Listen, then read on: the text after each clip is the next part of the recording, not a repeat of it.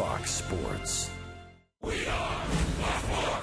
We are Wisconsin.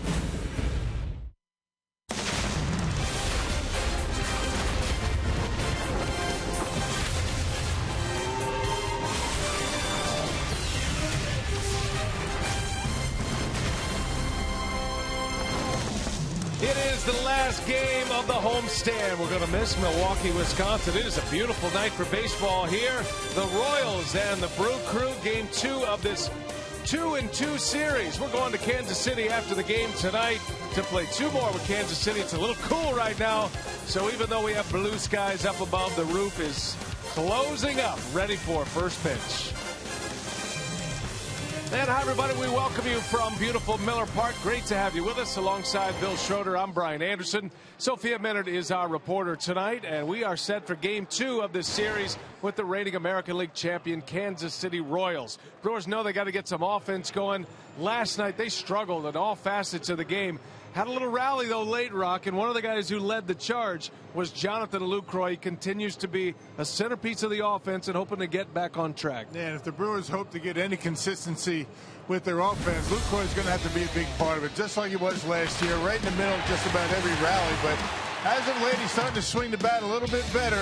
He's having a pretty good homestand, 5 hits, 5 RBIs for Lucroy, and doing what he does best, taking the baseball to the opposite field. Early in the season, looked like he was pressing a little bit, pulling off the baseball, a lot of ground outs, but as the season has gone on and he's returned from the disabled list, he's starting to look like the Jonathan Lucroy that we saw last year. He drove in 3 last night despite the Brewers' loss. Now the Brewers give the ball to Matt Garza, trying to get him back to winning ways. Craig and Davey will break down Garza's groove when we come back.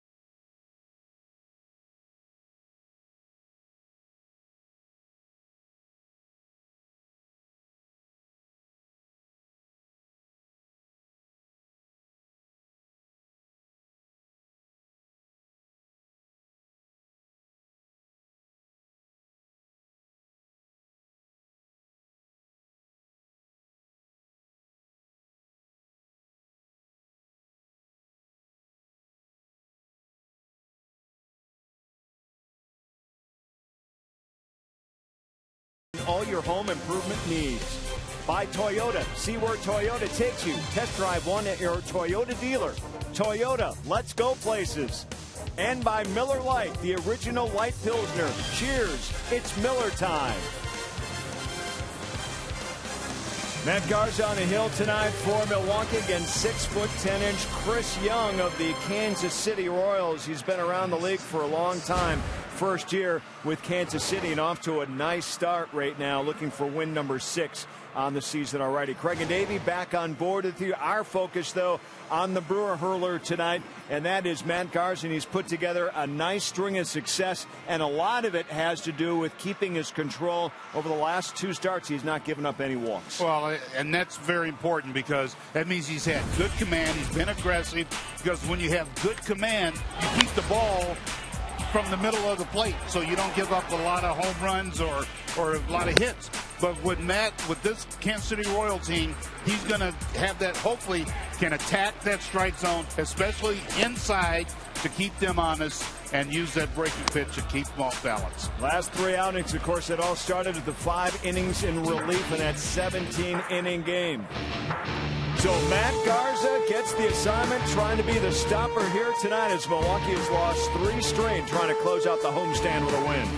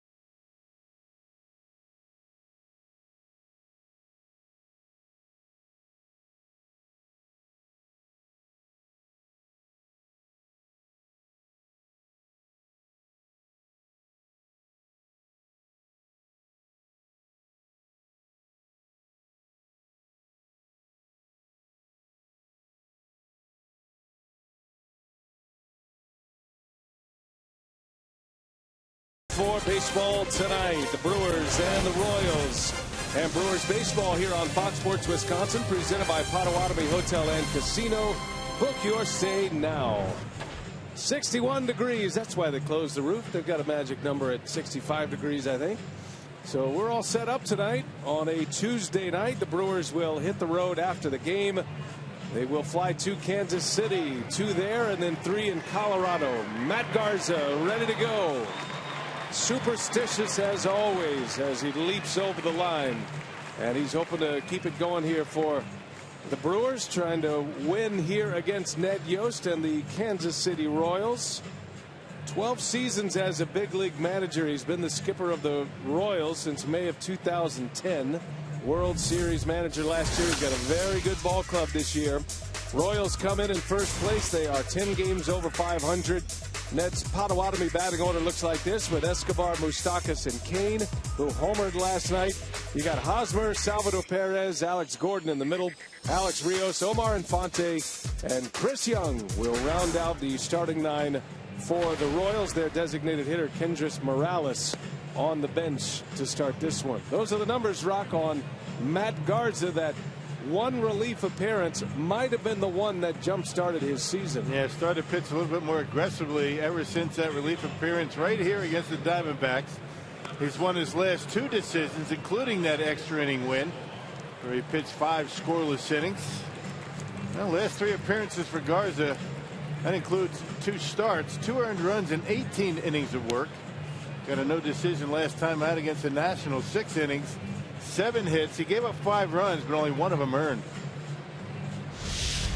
Well, let's check out the Brewers defense here tonight.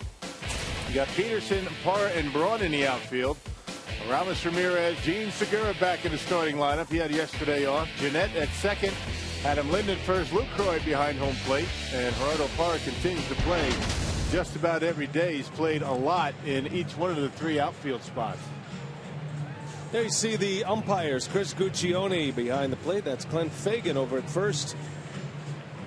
Jeff Nelson is the crew chief. He's at second base. And Laz Diaz at third. Well, no Carlos Gomez in the batting order once again tonight. With more on that, we check in with Sophia. BA, some good news on Carlos Gomez. He did have an MRI on that right leg. Craig Counsell saying all came out clear there. The plan was for him to sit yesterday and today, give him the 2 days, possibly have him DH tomorrow or in Kansas City. And, the plan is just to let Carlos Gomez get as close to 100% as possible. We all know how Gomi plays. He is a 100% guy, and it's hard for a guy like him to play at a 70 to 80% level, so they're hoping to get Gomez back in the next few days. All right, Sophia, thanks for that update. We'll look forward to seeing Gomez perhaps on the road trip. Garza's ready to go. Alcides Escobar, the former Brewer, ready to lead off. And the first pitch of the ball game is inside and low, ball 1. Away we go from Miller Park. Kansas City's having a good road trip here. They are 4-2. They swept the Twins in a 3-game series, lost back-to-back games in St. Louis, had their 3rd game postponed due to rain, and then they won here last night. That is a fair ball down the line, hits the sidewall, and Escobar on his way to second, got a chance here. The tag, he is out. What a nice throw by Shane Peterson. He played that ball perfectly. Couple of hops into Scooter Jeanette, and they were able to make the tag. That's a nice play by the Brewers left fielder. A bullet, another fastball in. This one just inside the line, but watch Peterson. Throws a little bit low, a couple of hops right to Jeanette, and looks like they made the tag. And then there's a break for the Brewers and Matt Garza. This is a very aggressive base running ball club, these Kansas City Royals, and you can see on the slow motion out at second. Great shot there, and an easy out for the Brewers to get that side wall, which Escobar should know about playing here at Miller Park, but it angled right out to Peterson. Made a good accurate throw to second base. So a single for Escobar, thrown out 7-4. And here is Mike Moustakas. Moustakas yesterday walked 3 times. He had a hit. He was on base 4 times yesterday. Was 1 for 2. A couple of runs scored. He's got the best batting average in the American League on the road this year. He's hitting .346. That's a little jam shot that is going to fall, a base hit. Brewers put the shift on, and Moustakas dumped one right into the vacated spot. Man, we saw a lot of those in yesterday's ball game. Little jam shots, some seeing eye ground balls, but that's what happens when you have an offense that doesn't strike out much. They struck out only 3 times in yesterday's game, and 2 of those came from the pitcher Volquez. They've struck out the fewest times of any team in the American League. Yeah, the fewest Ks, the fewest walks in the American League. It's a team that has been in first place in the American League Central on 52 days of this season thus far. Made it into the postseason as a wild card team last year. Had that great run, comeback win over the A's in the wild card game. Then they took down the Angels. A sweep of the Angels. And then all the way to the World Series, where they lost to the San Francisco Giants, as Lorenzo Cain takes a ball. He's in our T-Mobile game changer. 6-game hitting streak for Cain. He hit his first home run in that streak last night. Cain hit a 2-run homer last night. He was 2 for 5. He and Alex Gordon sitting on 6-game hitting streaks coming into play tonight. And really has come into his own. I mean, right in the middle of this batting order. Had a very good postseason, did Kane, and continues to swing the bat. You know, the story is not even offense for this Kansas City Royals ball club. It's all about the bullpen. And the Brewers able to get into that bullpen a little bit yesterday. Greg Holland there, great closer, just needing some work. Entered the game in the 9th with a 6-run lead. The Brewers scored 3 runs before there was an out. Lucroy drove in a run in that inning, had 3 RBIs last night. Maldonado drove in 2 in that 9th inning. And they forced Ned Yost to go back to his bullpen and bring on Wade Davis, who ended up finishing off the game and earning the save, which was his 8th of the year. Ned Yost 2.0. He is a different version of the Ned Yost that was the Milwaukee manager, and he freely admits that. Kane sends one deep to left. He'll watch this one fly. And Lorenzo Kane strikes again. 2-run home run. Just like that, the Royals are on top 2-0. Kane extends his hitting streak to 7 consecutive. Well, the Royals scored 3 in the first in last night's ball game against Kyle Loesch. 2 here in the first tonight. And there's that fastball. We've been talking about Matt Garza trying to work inside a little bit more often. He tried to get that one in, left it out over the plate, and that's what happened. Big fly to left. Now Kane now has 7 home runs, homers in back-to-back games. Gives him 28 RBIs for the year.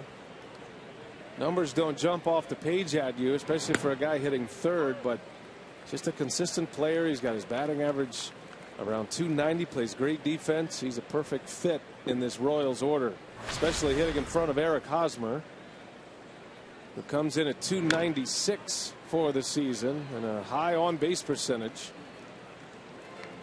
They hit a slider out of the ballpark yesterday against Loesch. Got a Matt Garza fastball in on him and pulled it. It was 93 miles an hour, turned it around. Royals scored 3 in the first inning yesterday. They've got 2 on the board here today with 1 away.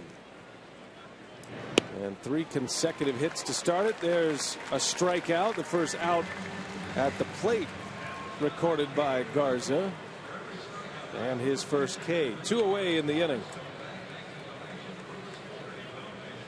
That's another pitch that's been pretty good for Garza as of late. The curveball, keeping it down. Good break on it to go along with the fastball and the slider.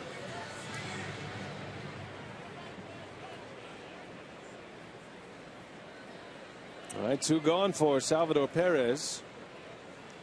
Outstanding catcher. He's a big-time run producer. Talented offensive player. He's also a Gold Glove Award winner and the All-Star starter last year for the American League.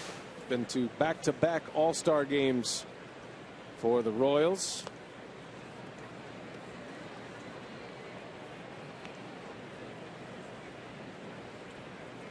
Kansas City has talent at every position.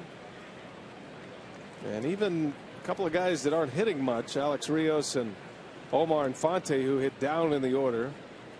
Both exceptional defenders, and Infante plays an outstanding second base. So you look around, and talking to Ned Yost before the game today, he said it doesn't matter ballpark, big ballpark like they have in Kansas City, hitters ballpark like here in Milwaukee, defense plays everywhere.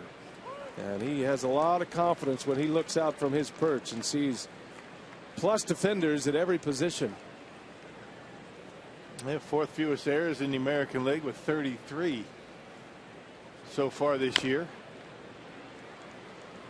Hey, 2 things you have to be able to count on each and every day, and the Royals pretty much can: defense and pitching, particularly their bullpen. That's been very good this year. Starting rotation's been up and down, but they keep them in the game. Ned Yost figures if his starters can give him 5-6 innings, he's feeling pretty good. Well, the Royals aren't a team that go out and sign the big free agents. You know, they're set up a lot like the Brewers are. They have a nice mix of homegrown players and players that were acquired via trade. And then their free agents are typically role guys. Fly ball to center field. Perez out to Parra, and the side is retired. But Lorenzo Cain strikes again, his second homer in as many nights.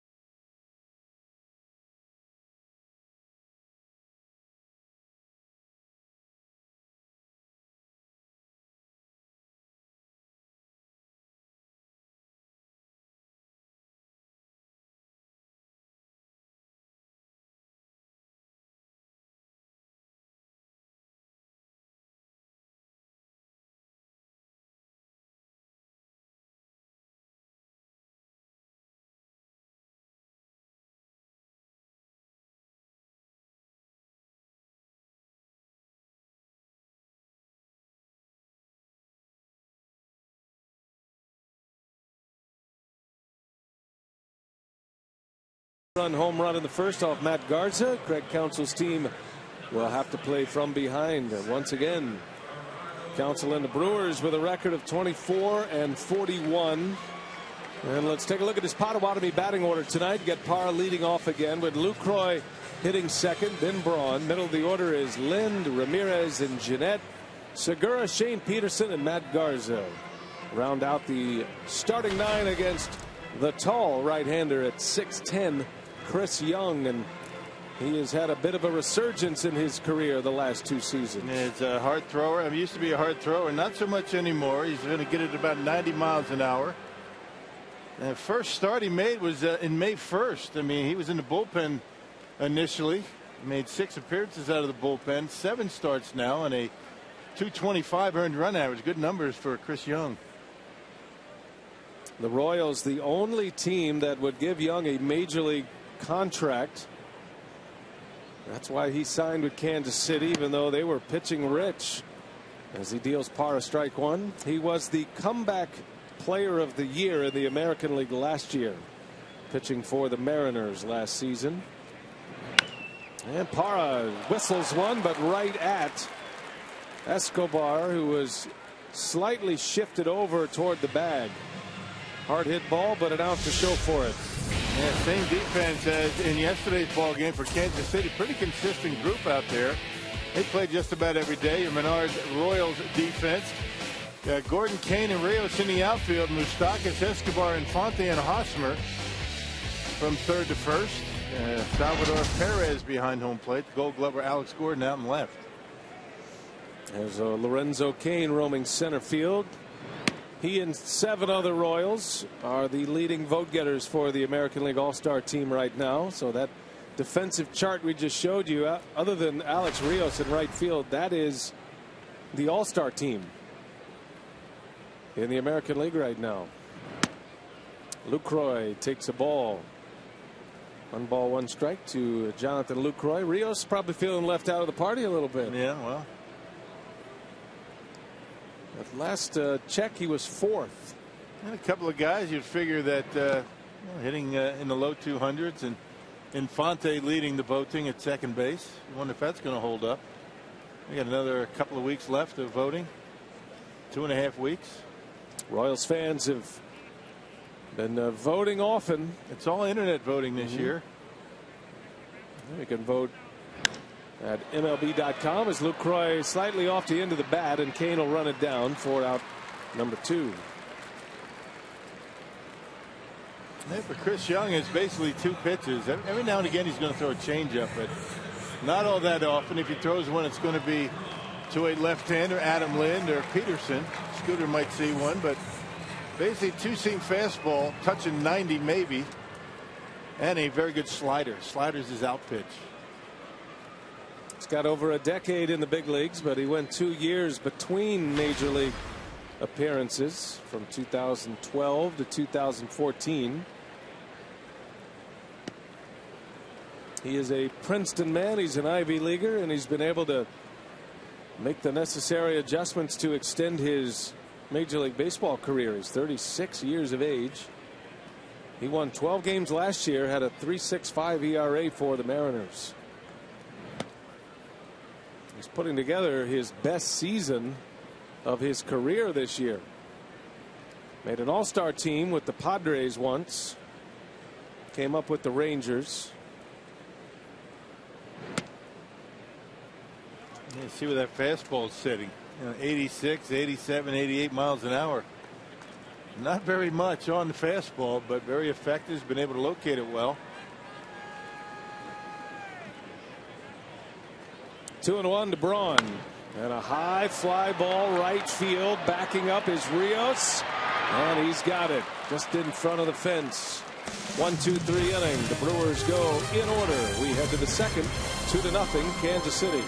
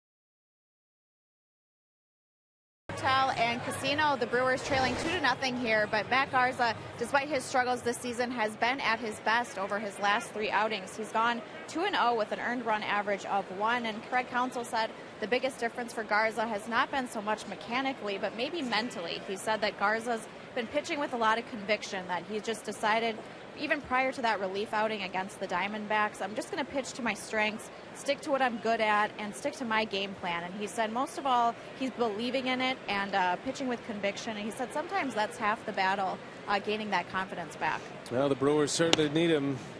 And he's the guy that signed a 4-year deal with Milwaukee. And you're hoping that he can emerge as the ace, or at least a top of the rotation pitcher. And Garza, you look at his career record, Rock, he's a guy that's been hovering around that 500 mark. He does have a no-hitter. He's been an MVP in a league championship series. There is a little bit of pedigree there. Garza, 31 years of age. As Alex Gordon rips one to right, a base hit. Over to cut it off is Braun. He'll hold Gordon to a single. Look at that throw. Good play by Braun. So the Brewers have tightened up things a little bit defensively in the outfield tonight. It cost them a couple of times yesterday. Yeah, Ryan Braun really moving to that line very well. He plays the outfield like a like a shortstop. I mean, he has the movements like a shortstop, able to spin around, but still has plenty of arm to be able to make that quick throw and throw it a long ways and put it on the line. A leadoff single by Gordon extends his hitting streak to 7 in a row. And already 4 hits for the Royals. Here's Alex Rios. Now you look at Garza's career record, and some folks would argue that wins aren't the most important thing. I think other folks would argue against that. But, you know, statistically speaking, he is below 500 in his career, 79 and 82. But his career earned run average is 386. Right. Well, he's 500 coming into this season. He's 3 games under 500 this year. He's always pitched pretty well here at Miller Park, though, when you look at his earned run average. There's a hot grounder foul. A 317 earned run average in 25 games here at Miller Park.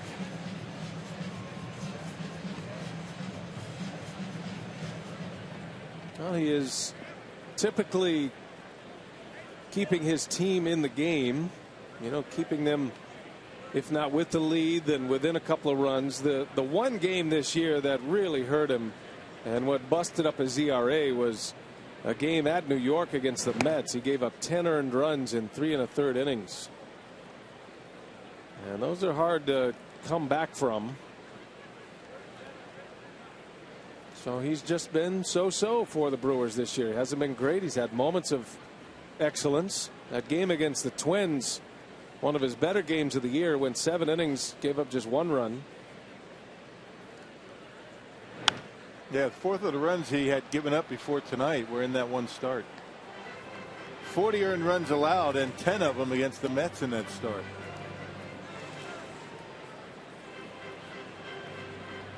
His no-hitter was back in 2010 while pitching for the Rays. Did it against the Tigers.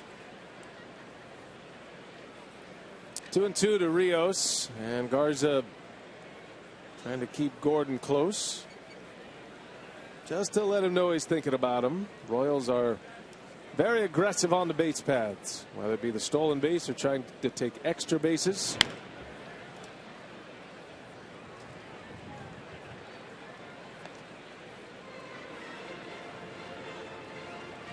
Garza's last 2 decisions have been wins. His last start against Washington, he gave up 5 runs, but only 1 of them was earned. Defense had a pretty poor start to that game to allow a lot of those runs to score. That was the game the Brewers trailed 5-1 after 3.5. They came back and won. They beat the Nationals 6-5. The Brewers made three errors in the 4th inning in that start. That's not going to help you too much. Garza will be next on the mound in Colorado against the Rockies. There's a shot, base hit. Rios lines one into right center. Gordon will hold his ground at second base. And it's 1st and 2nd for the Royals. Back-to-back hits to start this 2nd inning, and 5 hits already for Kansas City. And every pitch to Alex Rios, and that at bat from Garza inside, either on the inside corner or a little bit off the plate. And Rios able to get good wood on the last one and hit it hard over the head of Scooter Gennett. Now the Royals are a free swinging bunch. That can work to Garza's favor if you've got your stuff going. You've got all the elements, and right now the Royals are taking advantage. First 7 batters he's faced, he's allowed 5 hits. Here's Omar Infante.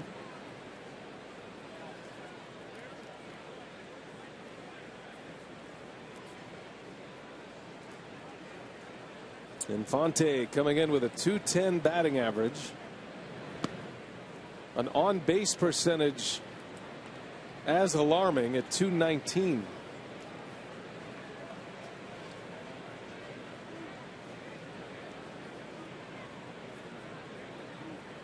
Right now he would be the starting second baseman at the All-Star game. Right. in Cincinnati. I bet he'd take it.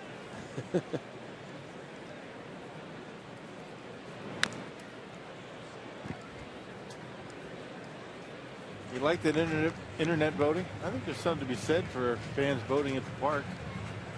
Come to the ballpark. I think that there's a lot to be said for actually coming to the park, watching games, voting for the All-Star game. Yeah, punching the ballots. Right. It's a greener baseball these days. Not wasting as much paper.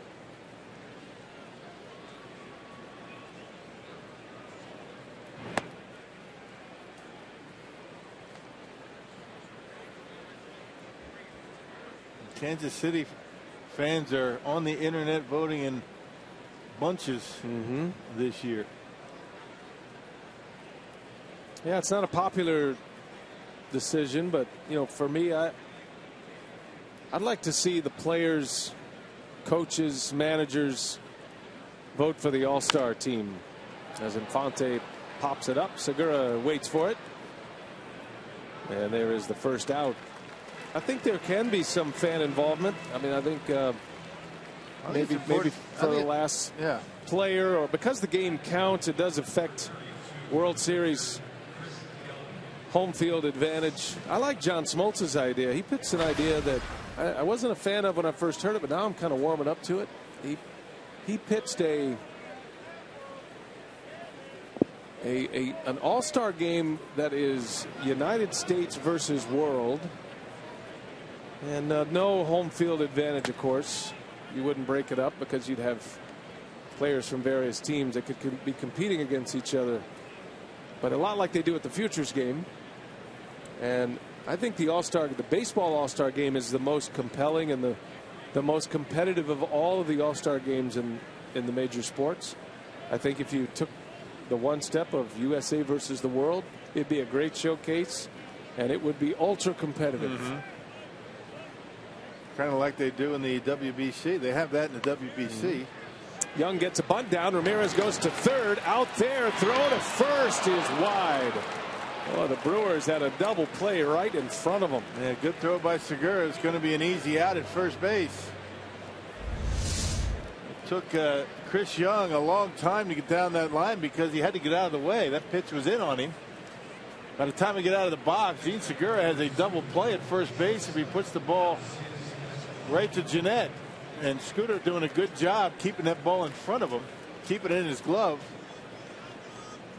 or both runners would have been able to advance. I disagree with you about the All-Star game. I think that fans have done a very good job over the years in selecting the team, and then you have your coaches, you have the players vote. So I'm kind of disappointed they don't have the ballots at the ballpark. The old-fashioned ballots. Besides, it is the fans' game. Ground ball back to Garza. That will end the inning as Escobar bounces out. So Garza puts up a 0 despite 2 hits. Still 2-0 Royals.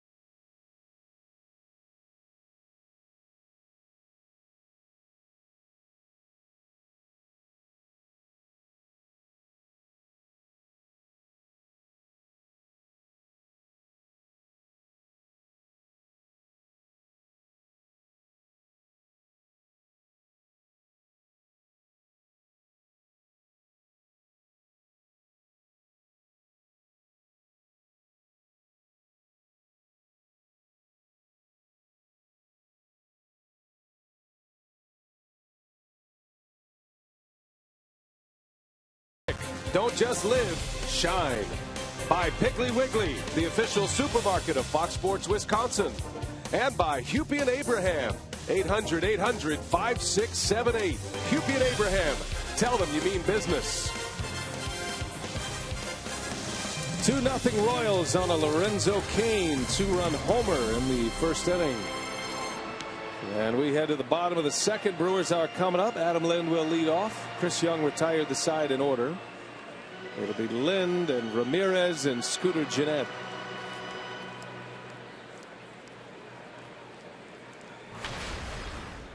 Lind's having a good year for the Brew Crew. He's hitting .287. He's hit .333 here at Miller Park this year. Got 9 homers, 33 driven in.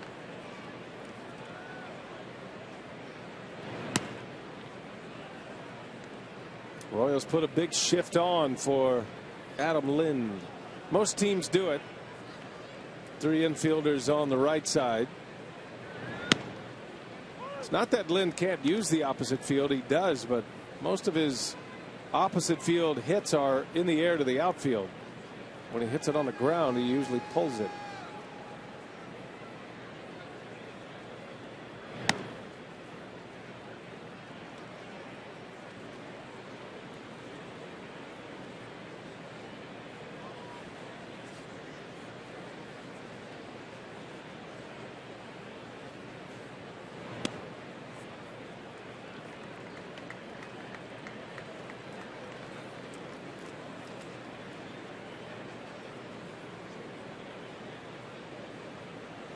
Young deals a 3-1. Lind hits it hard, but right into the shift. Out there in the grass is Infante. Out number 1.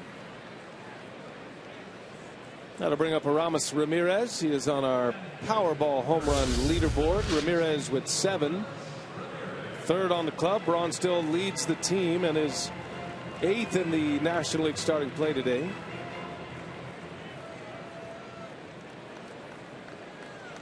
Earlier on this homestand, Ramirez had 3 doubles in a game against the Washington Nationals. Drove in 5 runs.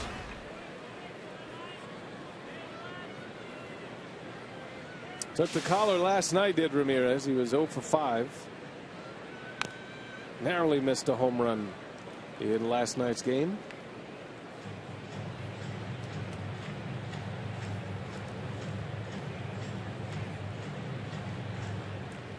They got to get the big boys swinging the bats again. Ramirez, Braun. Got to get Lucroy going.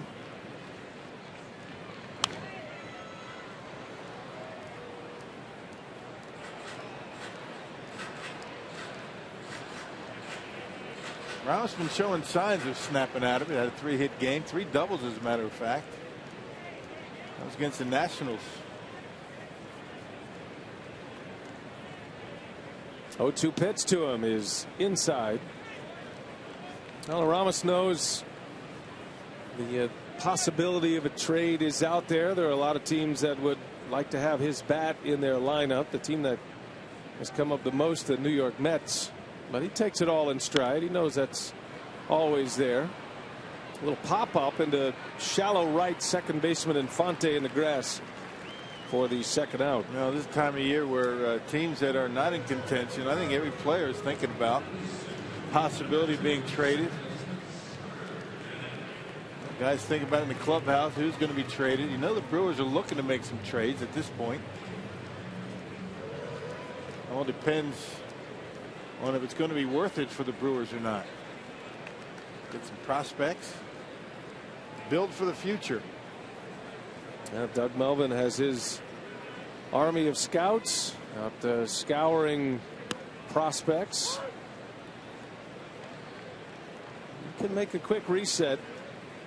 But the Brewers know this is going to be an important couple of months. And when you have a team that's struggling like the Brewers are at 24-41, it does create some opportunities for players. We've seen a couple of pitchers that have come up and pitched well. Tyler Cravey and Taylor Youngman. It's opened up a door for Michael Blazek. 0-2 to Gennett.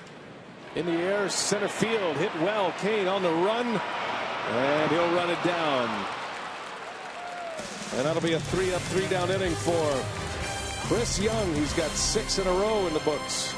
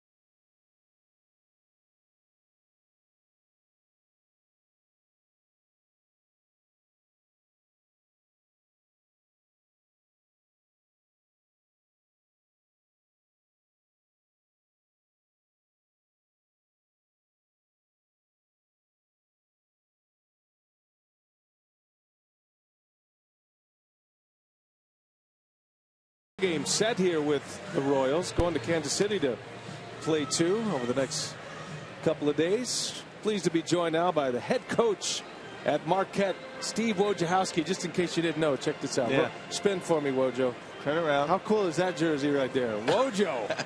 Awesome. When I was in youth baseball, when they spelled it all out, it looked like a rainbow. Okay, so this is much better. We call that rib to rib. That's right. Goes rib to rib. I think you thought initially he was you were turning him around to look at me. Yeah. Great to have you with us, man. It's great to have you in Milwaukee. You know, we've enjoyed watching you get into Marquette basketball and grow the program. And as this inning starts with a base hit by Moustakas. So let's hear it. What's it been like for you here, and what was year 1 like for you as the head man? Well, I mean, it was a whirlwind, but to be here and to be at Marquette, Milwaukee, Wisconsin, it's really been a huge blessing. I mean, the people, the community have been so welcoming to my family and I. I believe in Marquette. I think great things are going to happen, and just a wonderful place to be a part of. Yeah, give us a scouting report on next year. You got some of your recruits coming in here. What kind of team are you going to have next year? Well, we're excited about it. You know, we're going to have a new team. You know, we have 6 guys who will be new to our program that haven't played yet in our program. We'll have some really good returning players. So the future is bright. We get to take them on a trip to Italy. So we'll get a head start on the season, which is exciting for us as coaches and the young guys as players. We're very bullish on the future here at Marquette. What's been the biggest adjustment for you going from assistant coach to head coach? You were assistant under Coach K. You played for him, right? I mean, that. Yeah, it doesn't get much better than Coach K. You know, probably the biggest difference is you can't turn to your left or right and say, hey, Coach, what do you think of Coach K? What do you think about this? Mm-hmm. All the buck stops with you, but. I couldn't think of a better place to take the next step for me than Marquette. It's a place I've admired from a distance for a long time. I was really impressed, and I had a chance to cover a number of your games as Kane rolls to second, got a chance to turn it, and out at first. A double play. It goes 6-4-3, and a big bat retired. Visiting with Steve Wojciechowski, head coach of Marquette, having a chance to cover some of your games and some Marquette games this year in the Big East. I was impressed, with what happened on the field. You guys on the court, you guys played hard, but I really liked what I heard from you about what you're wanting to do with the program and implement some of the past and connect the history and going back to Al McGuire, which is which is easy, but then connecting it to all the coaches that have been there, and Coach Crean and yourself and Buzz, and that's fascinating to me because not a lot of guys have been able to do that successfully, but that's something that's important to you. Well, it is. I mean, obviously, the Marquette program has been a program of relevance for decades upon decades, and you know, there's a lot of people who have been a part of it, and the more people that we can continue on that legacy with, the past players, the past coaches, I think the better we'll be in the future. I mean, we want to embrace the past, and we want to build an even better future. And I think, you know, they go hand in hand. I really enjoyed our conversations this year. We have a review now, so they're checking on that play at first and to see if Kane beat the throw or not. So a challenge. Let's take a look here and see what we can see.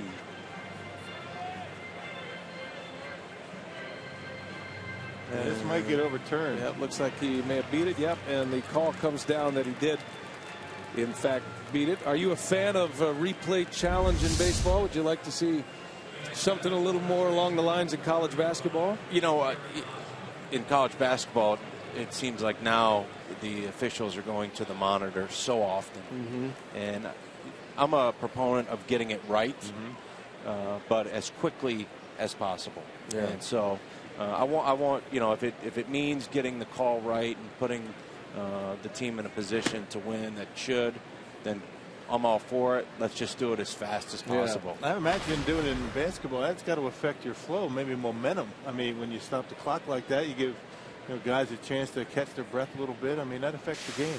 Yeah, there's so many stoppages of play in basketball with TV timeouts and with the called timeouts you have, and then when there's a TV replay that adds another stoppage in play. And the more we can quicken that up, I think the better it is for the fans. Obviously, as coaches, we want all the time we can get with our players, but fans at times are a little bit different. As a ground ball, Jeanette makes a great play to his feet, throw to first in time. How about that?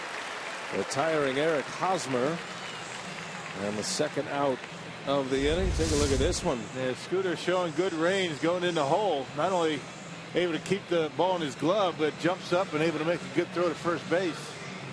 Coach, who was your team you followed when you were growing up? You know, it was interesting. I grew up an Orioles fan, and I can remember in Memorial Stadium in Baltimore, one of the highlights of my childhood, my mom took me to Earl Weaver's last game. And so I grew up a big O's fan, Cal Ripken, and obviously those guys.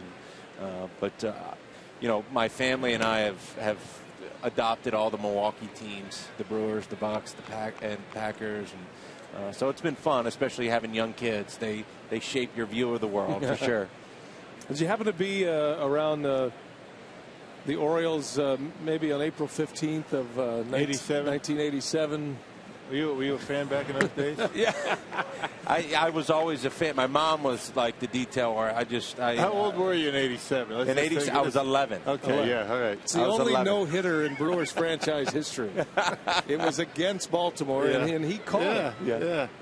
So old Memorial Stadium, I love that place. You know what? It was an incredibly special place, and you know, I cherish the times I got to go there. And you know, still to this day, when I go home to Baltimore, you know, like on the TV, the Orioles games are on all the time, which is, you know, like Major League Baseball. You know, it's such a special sport, and you know, I'm happy to grow up in a house that appreciated that.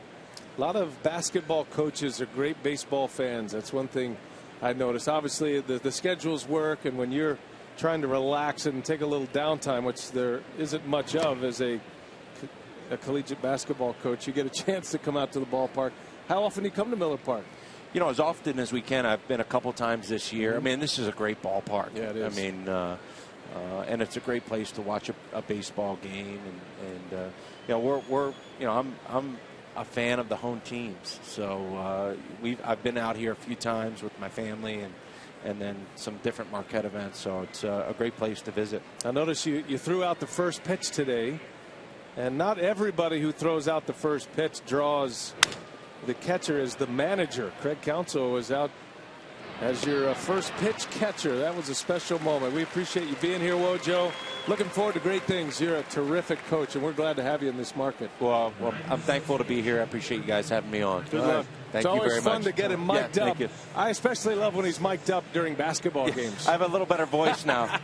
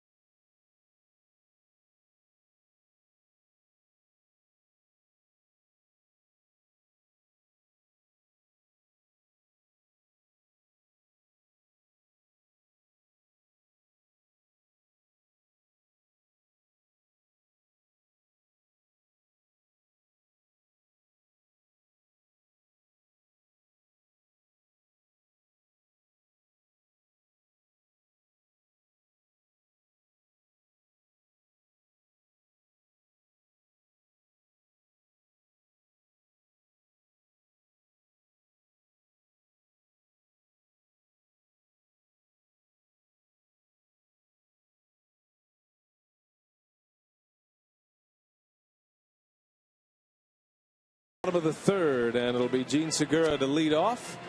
Here's our CarSoup.com trivia tonight. Which 4 teams entered Major League Baseball in the expansion of 1969?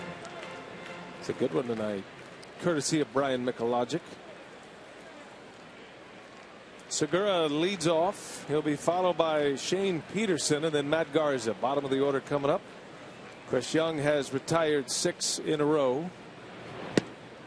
Good to have Steve Wojciechowski with us. What a pedigree he has. Played at Duke, one of the great defenders during his time, and then immediately went into the coaching ranks under Coach Krzyzewski at Duke. And in his first year as a head coach at Marquette in the books, and now he's starting to get some recruits in, and he's going to do well. He's an excellent coach and gets what it means to the community. It was nice that he added that he's a big fan of all the Wisconsin sports now. I mean, that's always a politically correct thing to say. Yeah. By the way, I was impressed with you rattling off all the former Marquette coaches.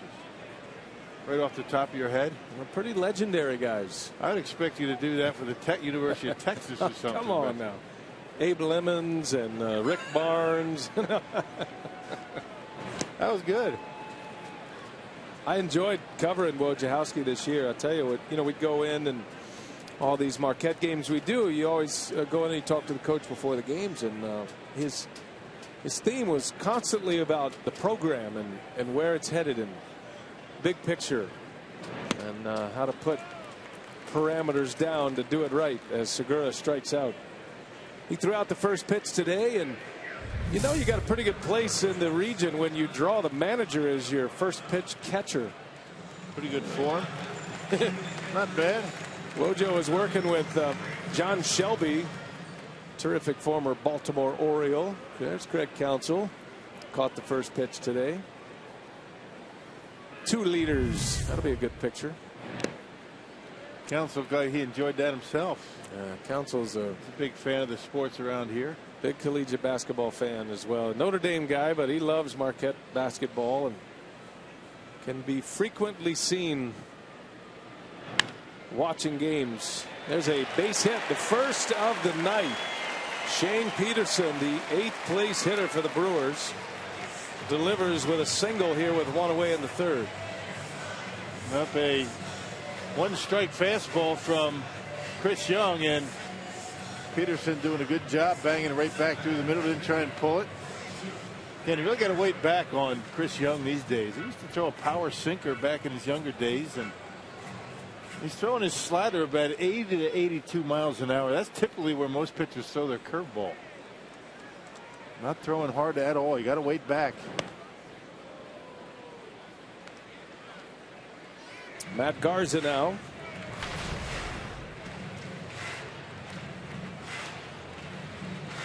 Garza has just 2 hits on the year. He might be up there to try to bunt Peterson over. Squares early, pulls it back, and a swing and a miss.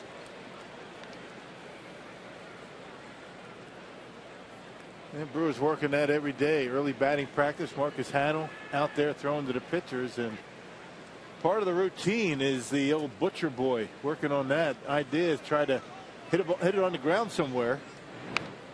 And Garza gets this one down. Hosmer thought about second. Peterson runs well, and Hosmer will wisely take the short out. That'll be a sacrifice bunt for Garza. Pitchers try it a lot, but very rarely does it work.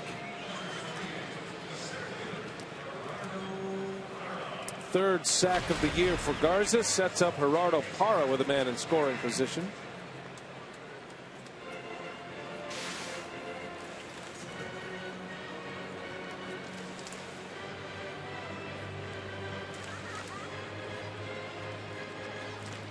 Marquette's supposed to have a pretty good team next year, right? Yeah, I think so. I mean, that's the hope. And isn't that what they're saying? Probably is going to take 2 years to start to get to the level that Wojo wants to get it to. I'm guessing. There's a bunt. That's a beauty. That is a perfect bunt. Parra bunts for a base hit with 2 away. Wide open spaces over there at third base. Moustakas was deep. And the Brewers have runners at the corners now for Lucroy. Well, ordinarily with 2 outs and a man in scoring position, you're looking to drive him in, but you know the way the Royals were playing him, he couldn't resist it. Drop it down and bring Lucroy to the plate, who we talked about on our open tonight. He's got 5 RBIs on the homestand. I guess if they're going to give it to you, you got to take it. Well, he made it look easy, and now Lucroy, who historically has been the best Brewer hitter with runners in scoring position. He's got him at first and third here with 2 away. 2-0 Kansas City. First 2 hits of the game for Milwaukee coming in this 3rd inning.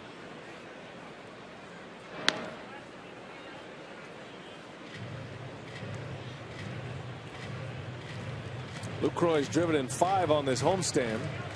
Drove in 3 last night. This is game 6 of the homestand.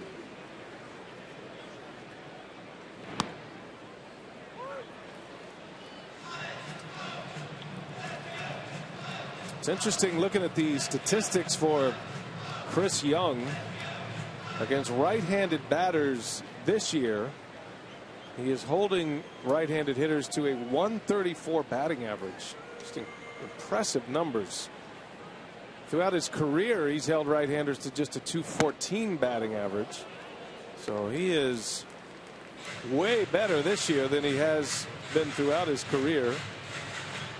Yeah, without much velocity to back it up. I mean, you're talking 87 on the fastball, sliders 80 to 82, and you can see the numbers. He's having a terrific year.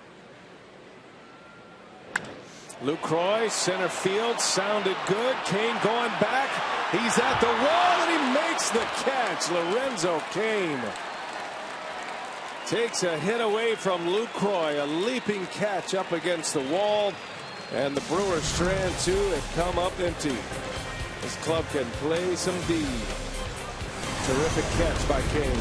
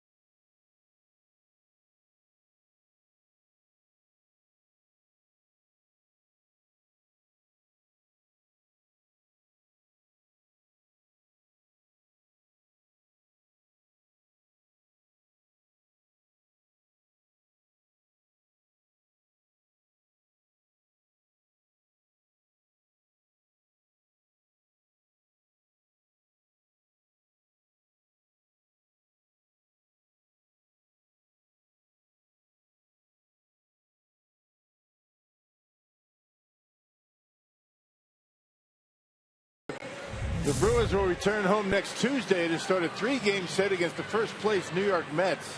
As Tuesday, June 23rd through Thursday the 25th.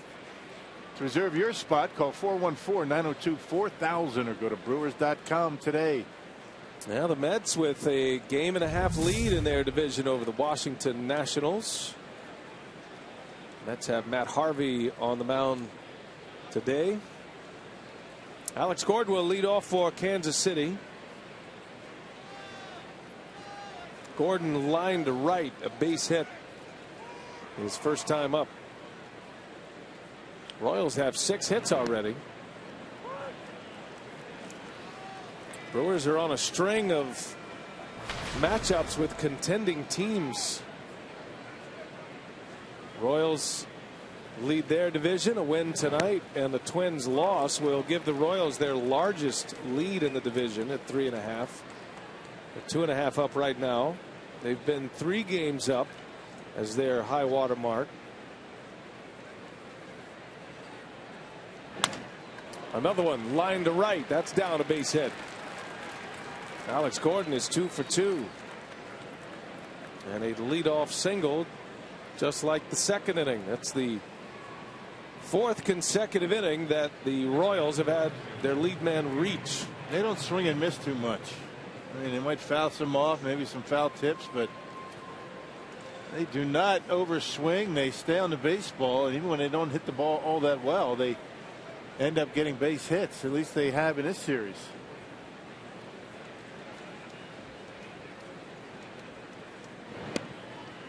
Alex Rios takes a strike. Rios had a single to right center his last time up. Sharply hit ball over the head of Jeanette.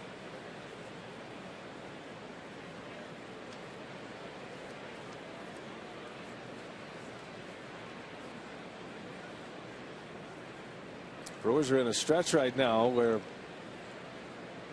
they face the Giants, the Cardinals, Twins, who were in first place at the time, the Pirates. Just finished a 4-gamer with the Nationals. Got Kansas City for 4. And then after that Rockies series, it continues. You got the Mets, the Twins. This is a tough stretch for the Brewers. They've actually played pretty well, considering, keeping it around 500 against these contending teams. Just finished a road trip of 5-4.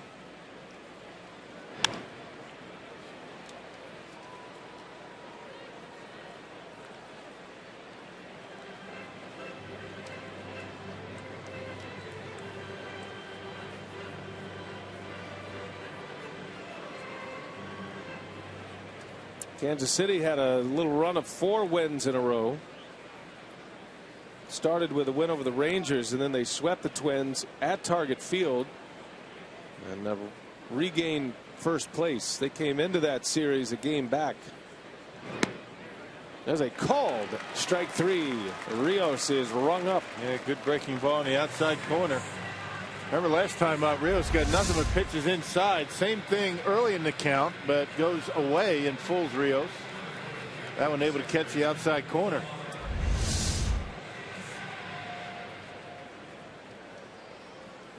So Garza with 1 away with a runner at first for Omar Infante.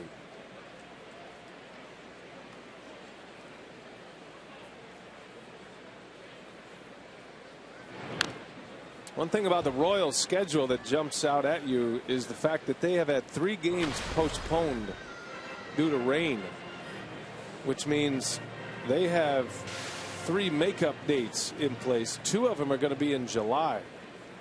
So they're going to get into a stretch after the All-Star break. They're going to be playing a lot of games in a short window, very few days off. They've got makeup games scheduled against the White Sox in Chicago, the Cubs in Chicago. That'll be made up in late September. And then a makeup game in St. Louis in late July. All 3 postponements on the road. Yeah, they got rained out on Wednesday. Which is tougher because then you got to break off your normal schedule and go on the road to make up those games. They got rained out in St. Louis. Right. Prior to this series beginning on Sunday. That's right, Sunday. Boy, interesting news out of St. Louis, by the way. About that today. The New York Times reporting this morning that the FBI and Justice Department are investigating whether front office officials for the Cardinals hacked into the internal network of the Houston Astros. That's serious stuff. Shocking development. Right. Be interesting to follow that story. There's an investigation in progress from the feds, and then Major League Baseball cooperating as well. Major League Baseball did issue a statement they've been aware of and has fully cooperated with the federal investigation and into the illegal breach of the Astros baseball operations database. They will make decisions promptly as how that release ended.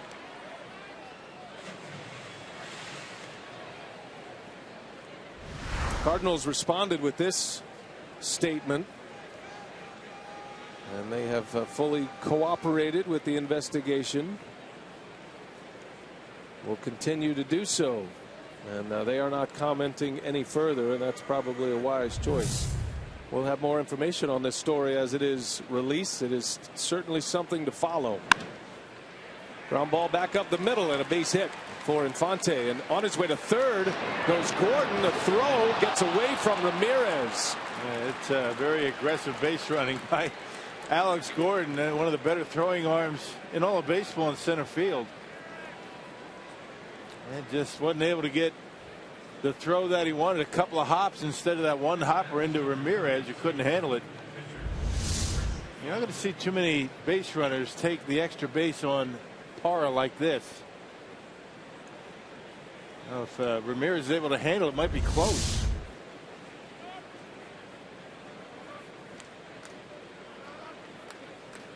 Well, if he's thrown out, there are certainly questions of why run into an out, but it forces a perfect throw, and now it's second and third with the pitcher Young up, and he slaps one up the middle of base hit. This is going to score two.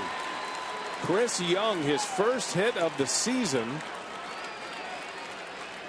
And beats it into the ground and into center field. Just his second plate appearance of the year. Had not hit until tonight, playing in the American League, and he delivers a 2 RBI single. And the Royals are up 4-0. And Infante able to get to second base on the throw into third. Got away from Ramirez, and high chopper over the infield scores a pair. 4-0.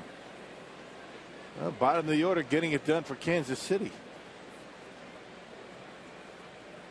Third hit of the inning against Garza. He's given up 9 hits. We play in the 4th inning.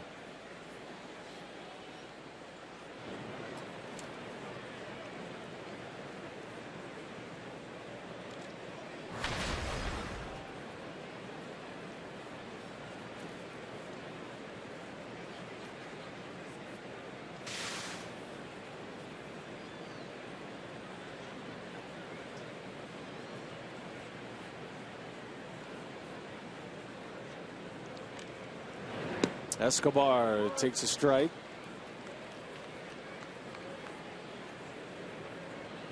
It has not been a good couple of days here for Milwaukee. Well, even going back into the Washington series, they lost the final 2 games of that series. Max Scherzer spun his gem on Sunday, the 16 strikeout performance on a 1-hitter. Loesch has struggled on the mound this year. Garza, his last 2 decisions are wins, but he got off to a slow start this season as well. Those are 2 guys at the top of the rotation you're counting on. Escobar on the ground. Ramirez will go to second, and no chance to get the speedy Escobar. So 2 outs in the inning. Escobar at first. Put out goes 5-4. And that'll bring up Moustakas. And that's the thing about when the top 2 in your rotation are scuffling. It's awfully difficult for them to, really, be that that leader, that influence in the starting rotation. I mean the personalities aside, but you get these young guys. They see Lowe's struggling. They want to try and help him as much as Lowe's wants to try and help them, and that makes it difficult.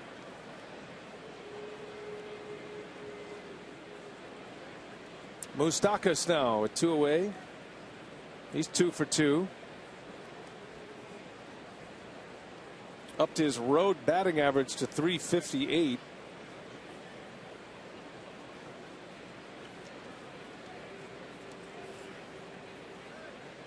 Moustakas was on base 4 times last night. 2 for 2 tonight. This might be a running situation for Escobar at first. Interesting that Escobar has not run much this year. He's very fast, but only has 4 steals. Been caught twice. He did miss a little time with a concussion earlier this season. Escobar played in all 162 games last year. He was one of only 4 to do it in the major leagues. Missed 9 games earlier this year. Went on the 7-day concussion list.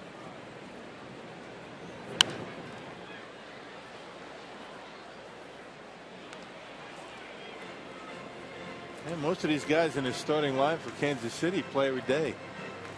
You're not going to see a whole lot of movement in that lineup or batting order. It's pretty well set. Consistency in the lineup and batting order, and that breeds consistency in scoring runs. It's a very pesky offense. They single you to death.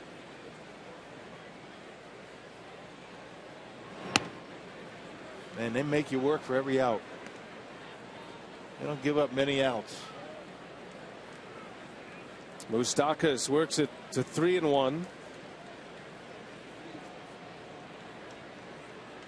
A lot of free swingers in the lineup. Moustakas is a guy who will take a pitch, tighten up his strike zone. That one's hit in the air to left. Backing up on it is Peterson. And that will retire the side, but it is the pitcher, Chris Young, with a 2 RBI single. His first hit of the year makes it 4-0.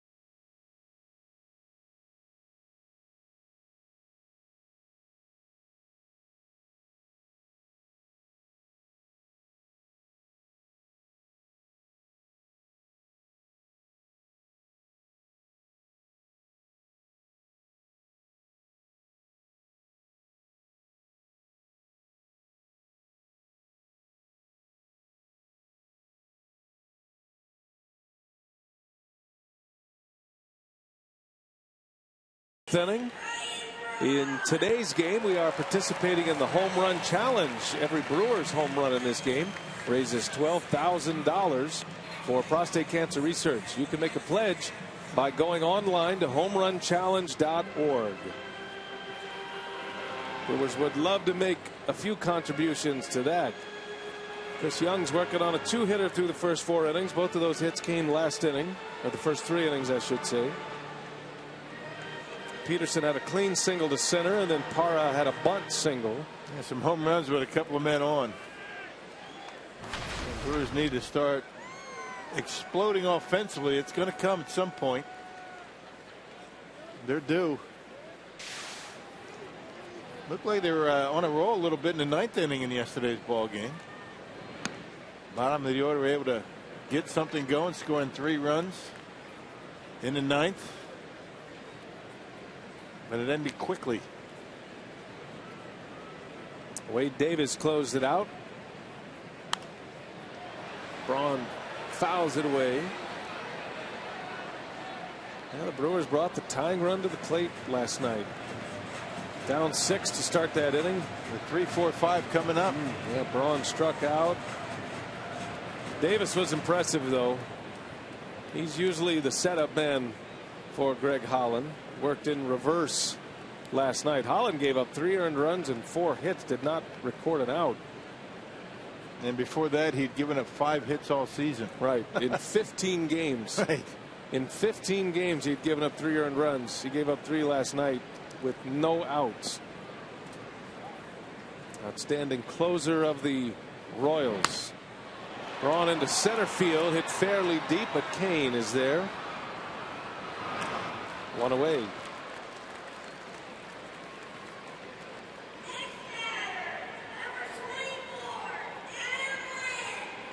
Here's Adam Lind here in the bottom of the 4th.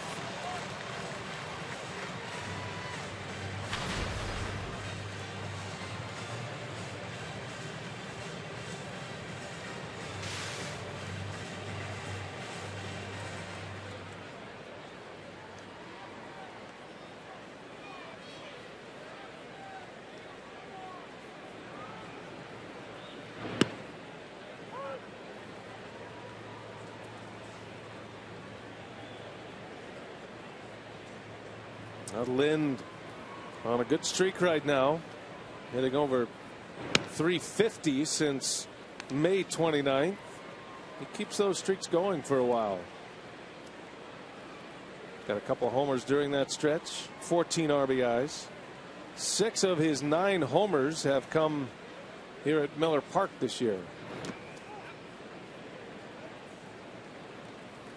And uses the whole field to hit the home runs. I mean, he's got good power to all fields. And pretty patient at the plate. He's got a 357 on base percentage. He will take a walk. Very disciplined up at the plate.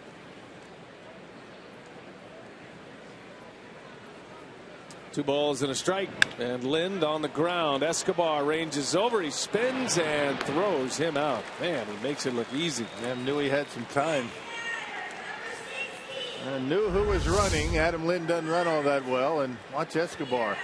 Able to get it in the webbing. He's able to stay on his feet and just a flip over to first base. Knew he had time and got Lind easily. Some kind of defender. Alcides Escobar, we saw it firsthand here in Milwaukee. That was a tough one to give up for Doug Melvin and company.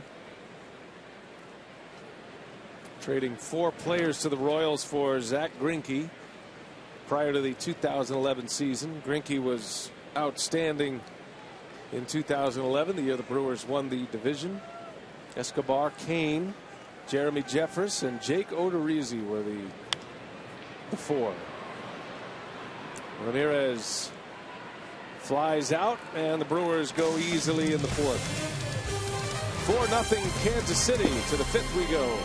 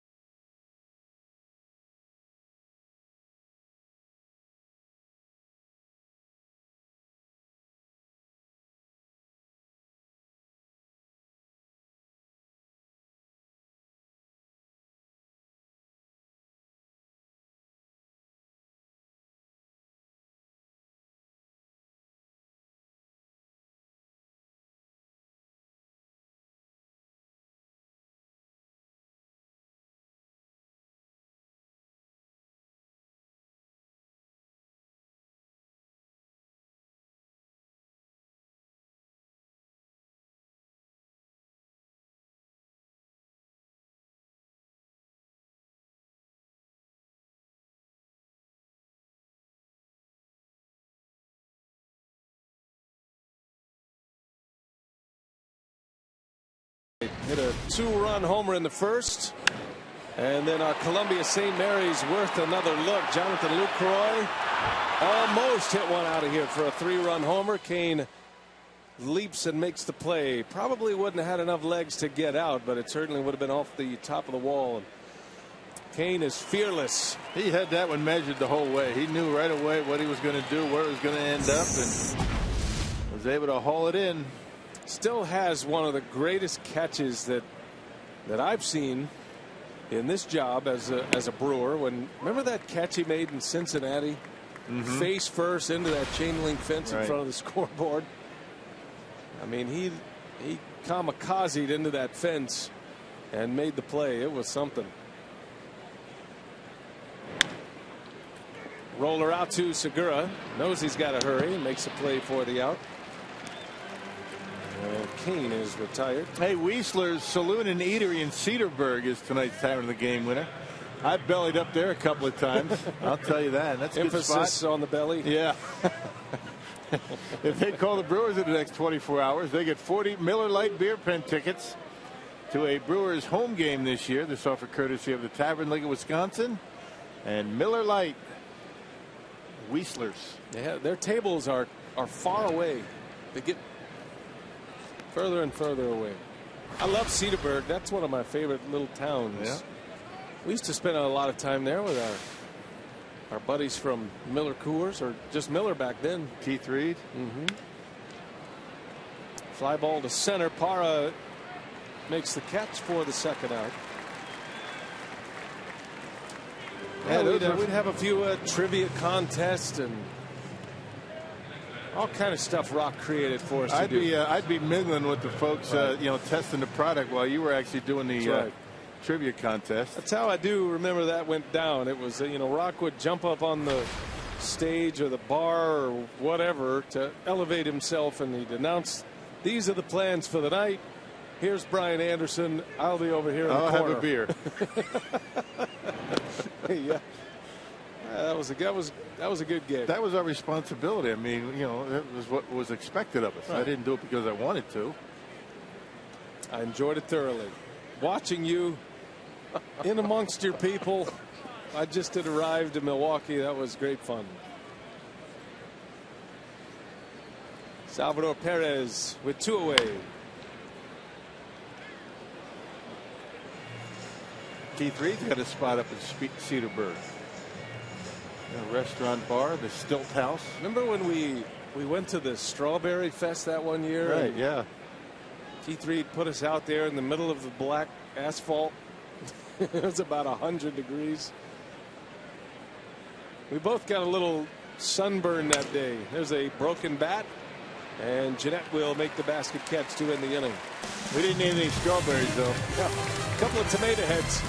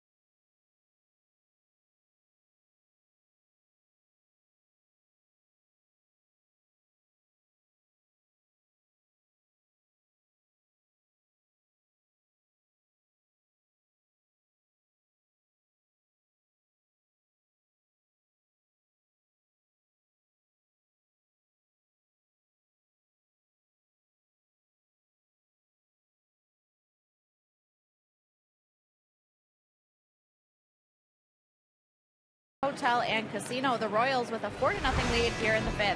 If you are a biking enthusiast, you will love joining the Brewers Community Foundation for the inaugural benefit bike ride scheduled for August 8th. The ride includes 4 routes, 22 and 44-mile routes starting and ending at Miller Park, and also 88 and 100-mile routes from Madison to Miller Park. You can pedal to benefit 4 nonprofit organizations in town, including the Urban Ecology Center, Dream Bikes, Penfield Children's Center, and the Miracle League of Milwaukee. So you can spend a fun day on the bike, followed by a tailgate party and ticket to that night's game, the Brewers and the Cardinals. BA and Rock.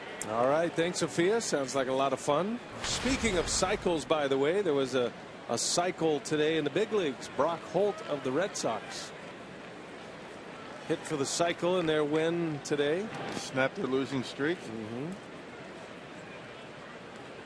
First cycle in 19 years for the Boston Red Sox. They beat the Braves today.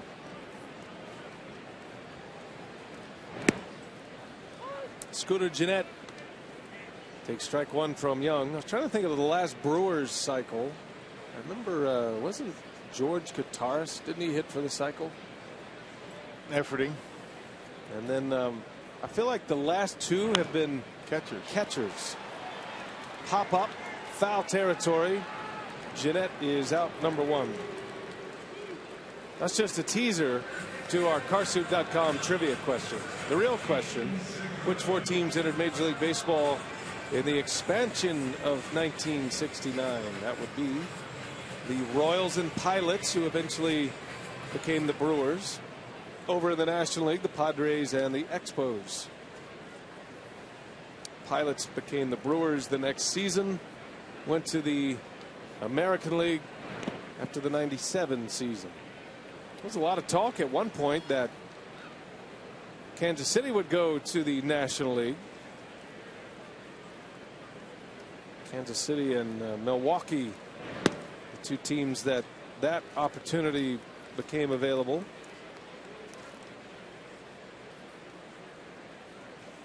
The Brewers took it, and the rest is history. Kansas City has remained in the AL. And there were a few years there that I think Kansas City felt like they'd be better off in a National League setting. Back with the payroll discrepancy and the designated hitter being a prime spot and a very expensive spot. Yeah, but look at where the Royals are now. Reigning American League champs. They're one of the few teams that actually has a specific designated hitter. Kendrys Morales is that guy. Right off the end of the bat, Segura out to Escobar for the second out. Boy, Brew just can't wait back on Chris Young. A lot of fly ball outs. Ground balls off the end. Kataris did hit for the cycle back in 2011. No, Chad Moeller did it. Charlie Moore did it. Chad Moeller. Robin. I think Robin did it. Yep, sure, he did it. You had a triple in your first Major League at bat. I missed the other 3. So close. And you got the hardest one out of the way. I had the career triple or cycle. Your one and only triple. Right. In your first big league at bat. No, that would have been a strikeout. Oh, your first big league hit. Right.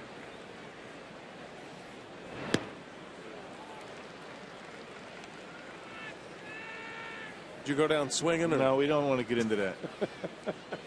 I knew it was coming. You got hosed, Rock.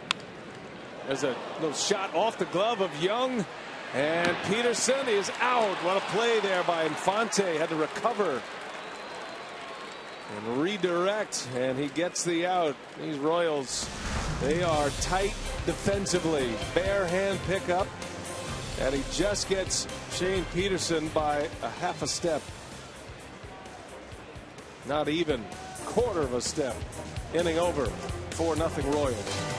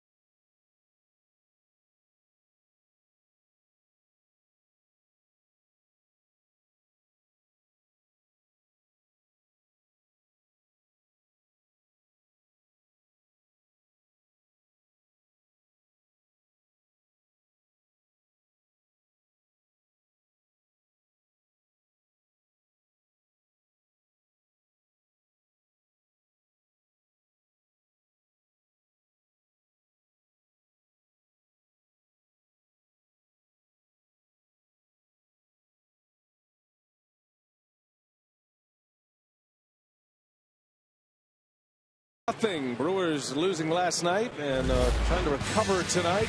AT&T U-verse Rewind. You're going to love this, Rock. Video proof of George Kottaras' cycle. Houston. That was a great memory. Yeah, up there on Cowles Hill, which is going to be removed, by the way. That was back in 2011, the year of the division title. It was all going good back then. George Kottaras, the last Brewer to hit for the cycle. We thought of that with the Brock Holt cycle for the Red Sox today. Good times back in 2011. Yes, they were. Hoping to get to that place again.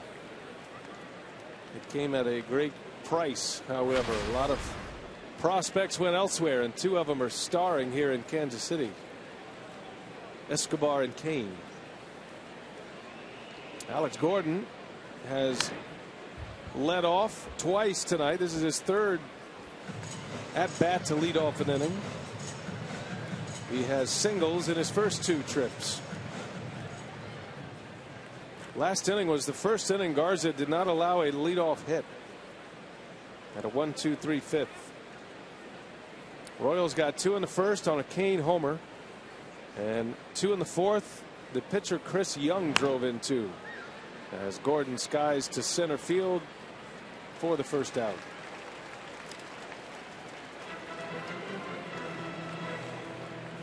That'll bring up Alex Rios. Hey, we want to send out best wishes to Bob Uecker, Mr. Baseball. He is away from the ballpark tonight. Suffered a mild concussion yesterday. Was hit by a ball in batting practice.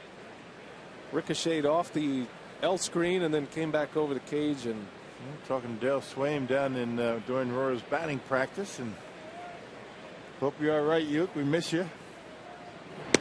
Bob wasn't scheduled to make the trip to Kansas City in Colorado, so wise to give him an extra day. Left during the game last night. Now that spot's always occupied. The one of 2 statues of Bob Uecker.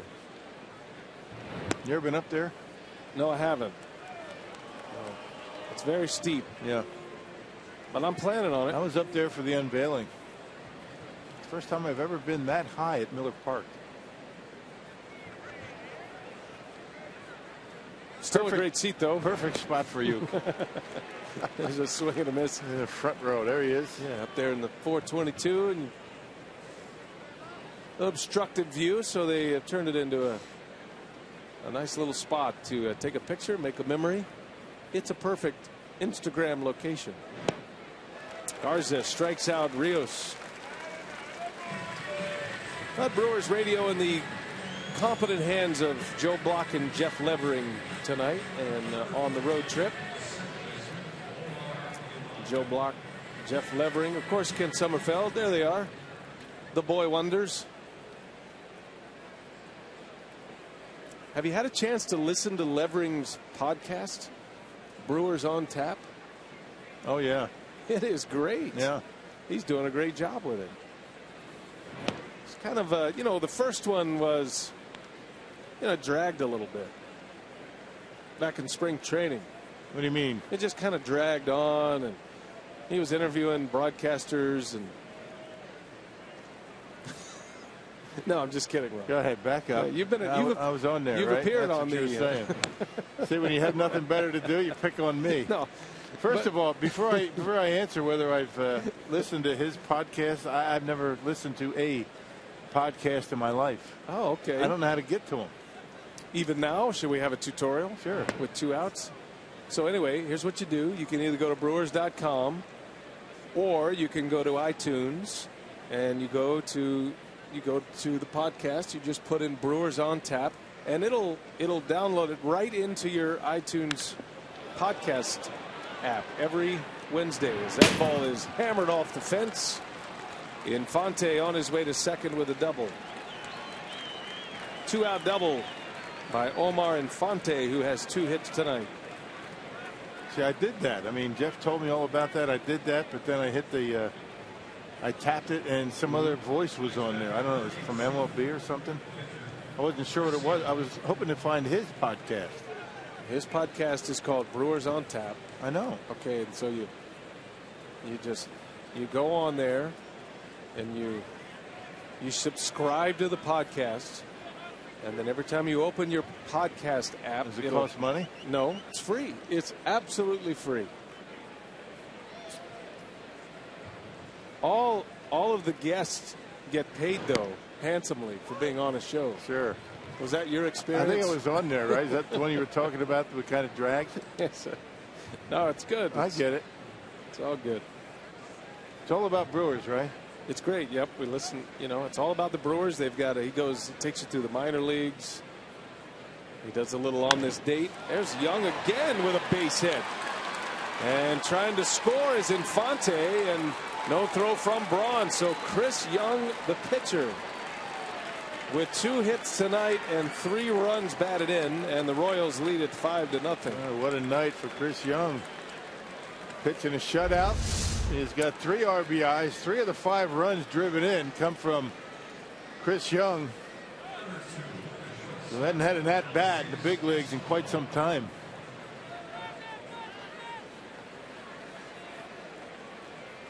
When's the last time an American League pitcher had 3 ribbies? Wow. Might have to go to the books on that one.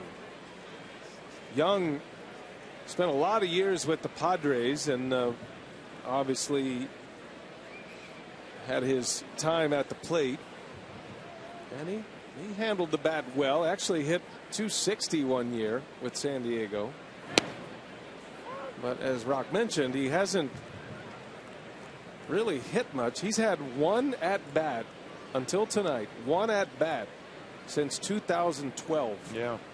In the major leagues. He has 3 at bats tonight. He's got 2 hits and 3 RBIs. Escobar rolls to Segura. Inning is over. Not going well for the home team tonight. Chris Young is making it his party. 5-0.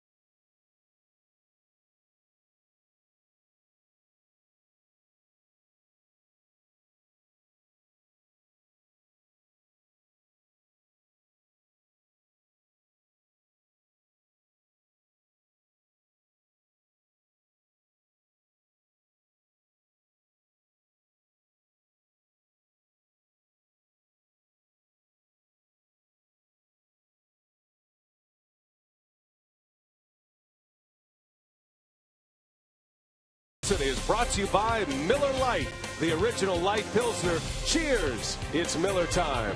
And by the Wisconsin Lottery, reminding you to please play responsibly.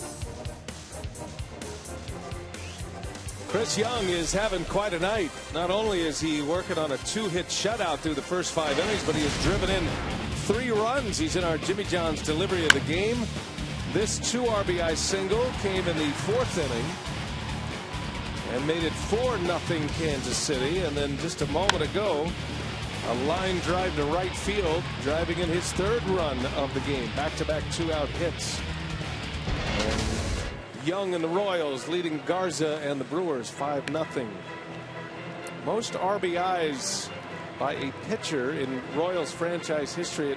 Last time there have been 3 RBIs by a pitcher, it was Steve Busby in 1972 against the Angels. And I'd love to know, have to do some research on this, but I'd love to know the details why Steve Busby batted in 1972 against the Angels. That was his first year in the big leagues.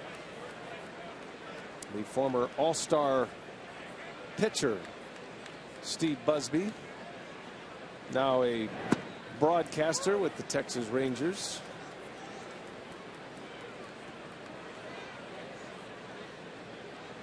Steve Busby got 15 at-bats that year, according to Baseball Reference. That was 73. That was 1972. Well, the DH started in 73. That's it. There you go, Rock. Well done. That's the piece I was looking for. Didn't make that connection. Yeah, he had 15 at-bats. He had 4 RBIs. He never hit again. Spent his entire career with the Royals. So Chris Young, the first to 3 RBIs since Busby did it, 72. Garza rolls one to short. 1 away. Chris Young has retired 8 straight.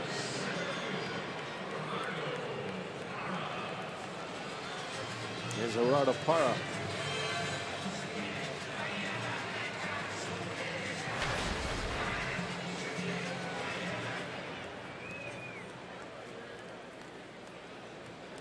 Parra has a hit. That was a bunt single. Both of the Brewers' hits came in the 3rd inning. Shane Peterson and Gerardo Parra, both singles. Not a whole lot going on against Young. He's not walked a batter. Brewers had a chance to score in that inning. That was the inning Lorenzo Cain made that great catch, leaping up against the wall. Parra lines one to left. The Gold Glover Gordon is there for out number 2. Hey, this summer free shirt Fridays are back and better than ever. On Friday, June 26th, the Brewers kick off their weekend series with the Minnesota Twins, and all fans at Miller Park will get a Jonathan Lucroy t-shirt courtesy of Quick Trip. For tickets, go to brewers.com today.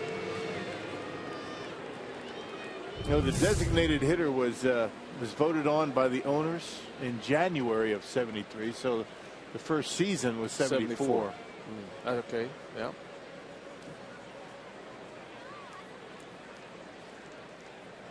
And there's a lot of talk that we might be moving to an all DH Major League Baseball at some point.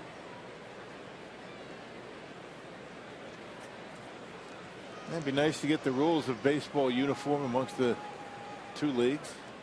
It's never going to, the American League will never give up the designated hitter, that's for sure.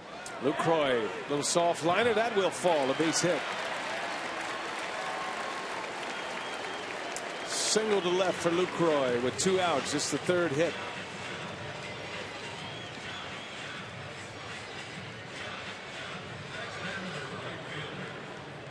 That'll bring up Ryan Braun. Powerball home run count for the club is 58 right now. Braun is the leader with 13.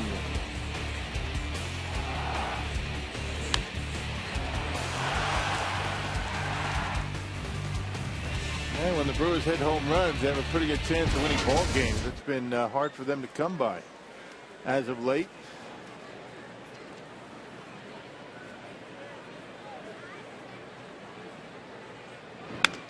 And Braun over to third base. Moustakas makes the play, and that will end the inning. Shutout intact for Chris Young. He's got a 3-hitter going. 5-0 after 6.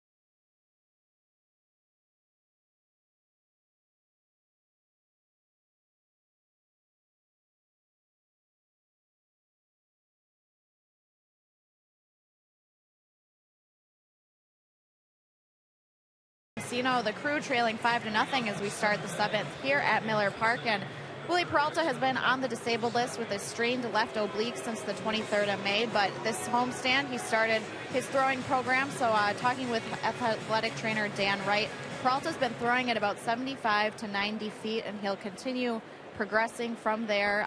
Dan Wright saying that the process is just balancing the amount of time he throws at each distance and rebuilding his arm strength, getting back to the long tossing. So he'll do long toss, flat ground, then work his way onto the mound, and then start the bullpen sessions. But Willie Peralta says he feels great. He's been throwing pain-free. Because it's not an arm injury, they can ramp things up a little bit quicker. So Peralta making good progress, and same with Chris Davis, healing from that torn right meniscus. All right, Sophia, thanks. Brewers would love to get those two back in the fold. And as their careers progress, first time Peralta's been on the disabled list. There's athletic trainer Dan Wright, one of the best in the business. Been busy this year. Boy.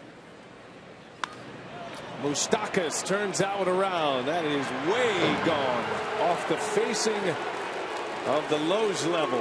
And the Royals are just pouring it on. 6-0 now.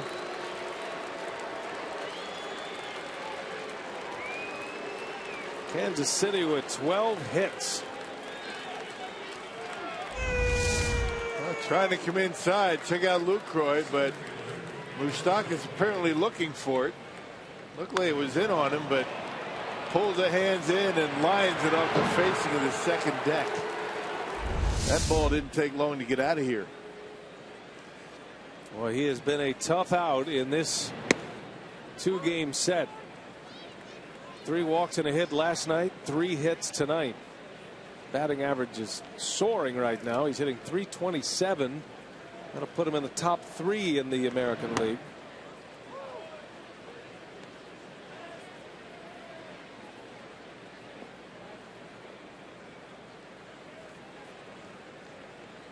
We got a position player pitching alert in the big leagues tonight, Rock.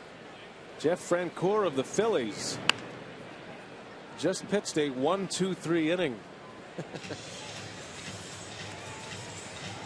How many of you out there knew Jeff Francoeur was playing for the Phillies? They are playing the Orioles.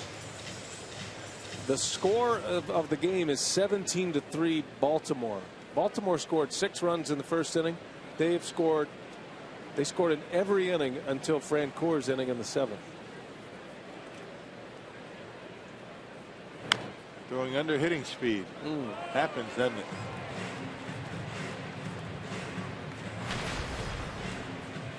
Frenchie.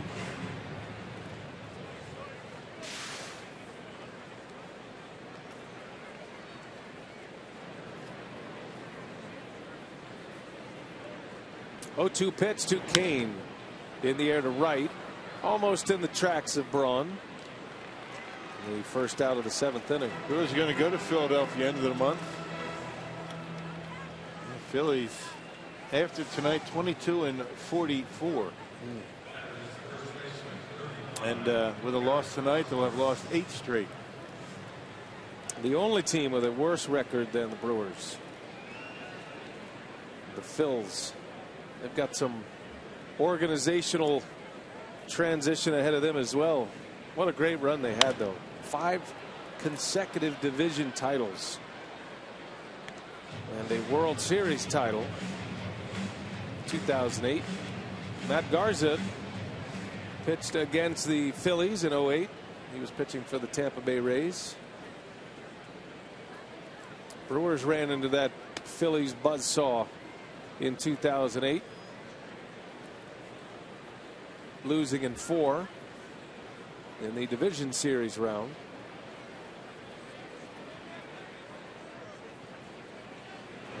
Well, things could have been different that year had Ben Sheets been able to stay healthy, had Gallardo not gotten hurt.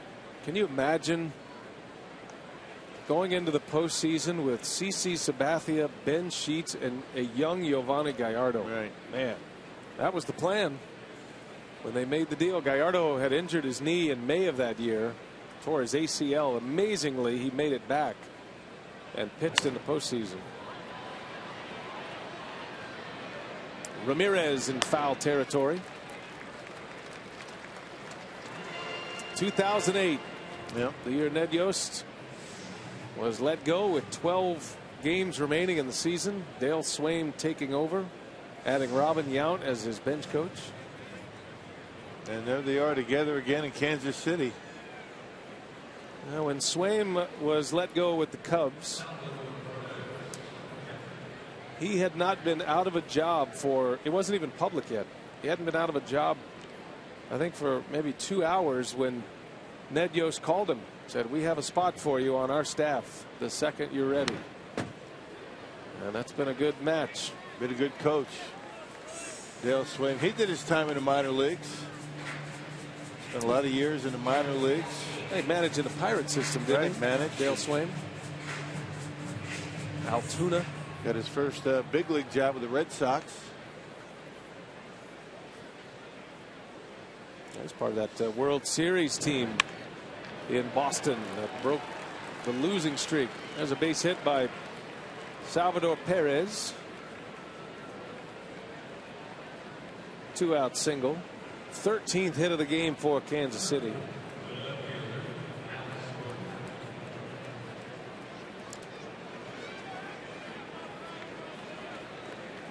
Corey Knebel getting loose, and looks like he's about to be on the mound. Craig Counsell on his way out will make the call. Matt Garza just didn't have it tonight. 6 runs on 13 hits. All of them earned. And out he goes.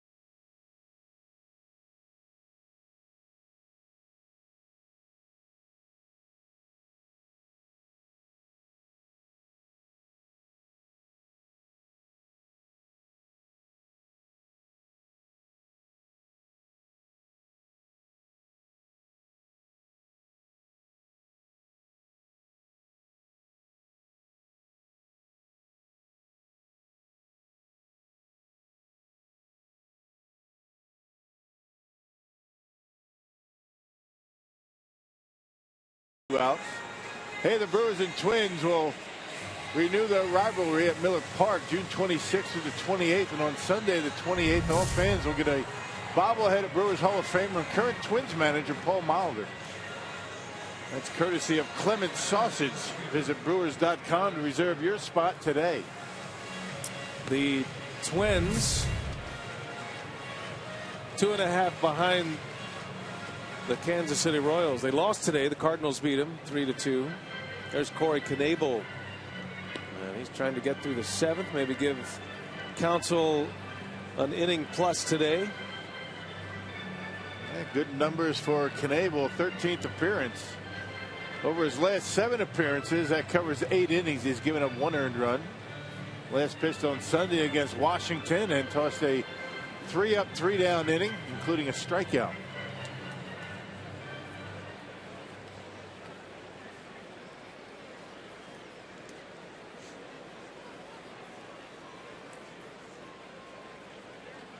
Alex Gordon leading off again, or at least starting an at-bat again with Knebel on the mound with 2 outs.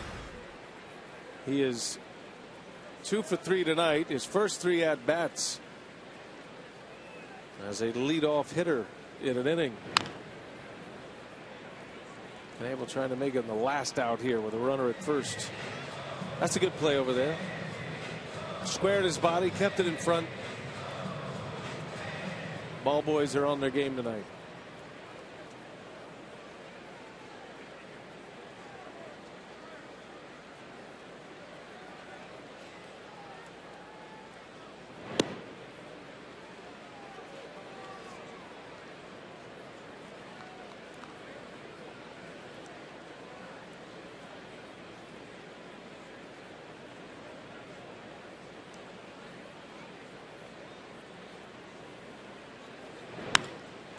To center field. Parra makes the play to end the inning. So one batter for Knebel.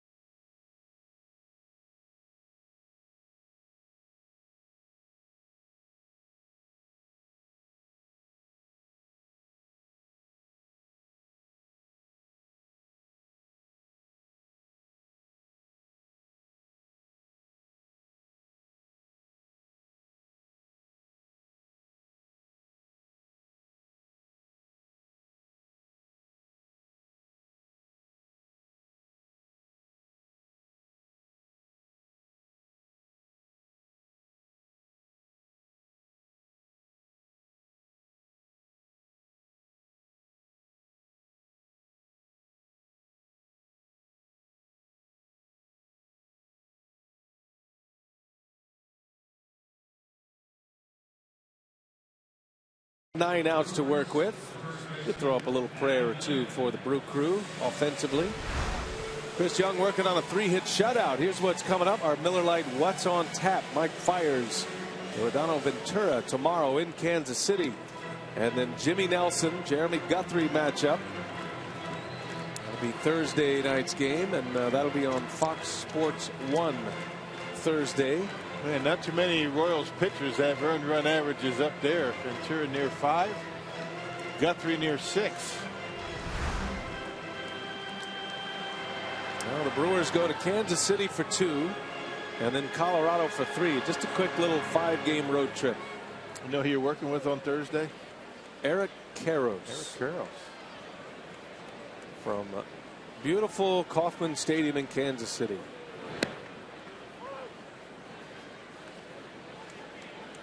That's one of my favorite venues. It's always been a beautiful ballpark from the day it opened. Their remodel was well done. And the fountains out there in the outfield. They took the AstroTurf out. They put natural turf. Made it even better. Last time the Brewers were there, it was one of the more heartbreaking series. As Lynn sends one out to Kane for out number 1. Remember that, Rock? 2012. It was a 3-game sweep at the hands of the Royals, and the last 2 games ended in walk-offs. Yeah. I remember the Brewers could have swept that series. The games were so tight. Instead, they lost all 3. But I also remember that was a year after the Brewers went to the NLCS, and the Royals were still hoping that their young core was going to emerge as a championship contender, but it wasn't there at that point. They were hovering in the cellar. And looking at the Brewers is kind of the pattern on how to get an organization together. The roles have reversed this season.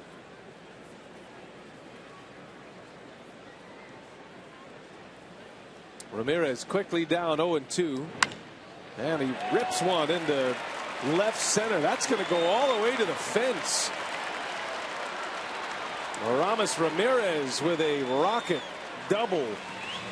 And a base hit for the Brewers. A man on with 1 out. Yeah, it looked like Chris Young left something out over the plate. It looked like a slider. That was an 0-2 pitch. And Ramirez made him pay for a mistake. Yeah, time to get the skunk out of the box in this 7th inning.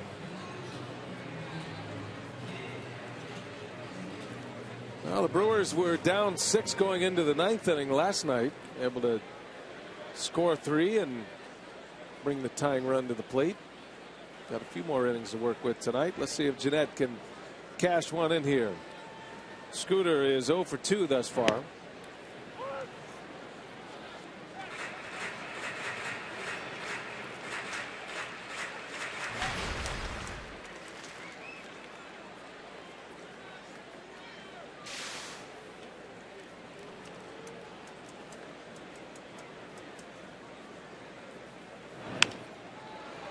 In the air, shallow left, long run, and that's down, a base hit.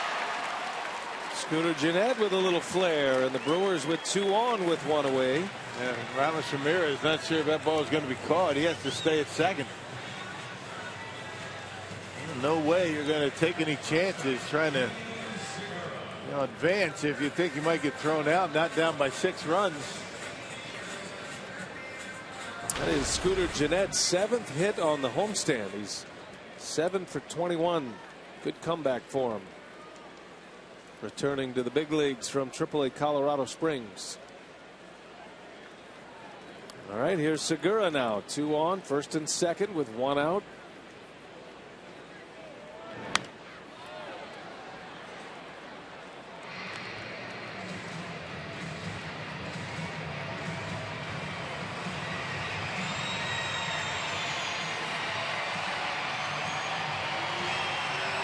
Chris Young at only 74 pitches right now. That's amazing.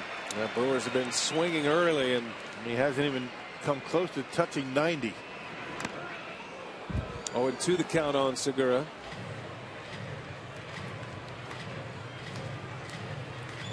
Throwing a lot of strikes, getting a lot of low pitch innings.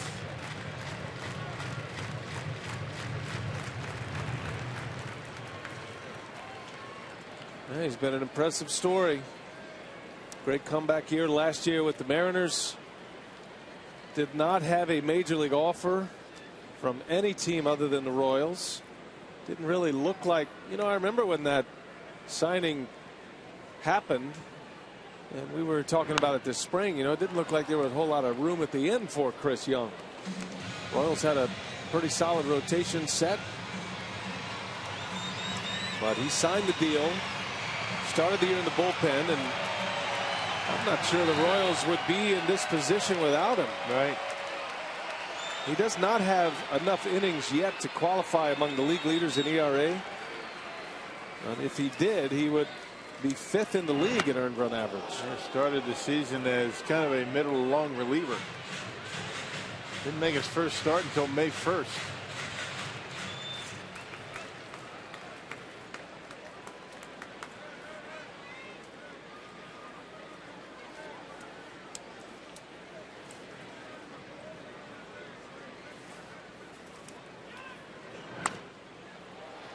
Royals with a couple of starters on the disabled list. Danny Duffy and Jason Vargas. Opening up some space.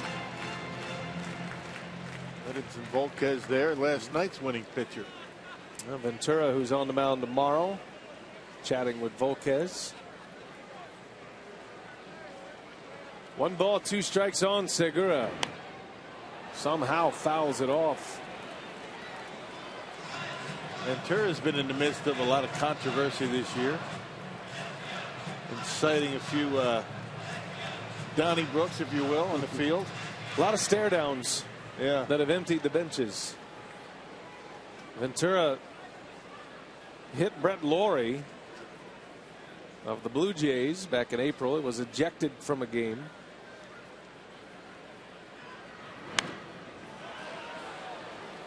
and then was ejected later that month. Matter of fact, it all came in about a 6-day span. He was ejected twice. Adam Eaton, little conflict with Adam Eaton running the ball to first base. Very animated out there on the mound. Nice way to put it. 2 balls, 2 strikes on Segura.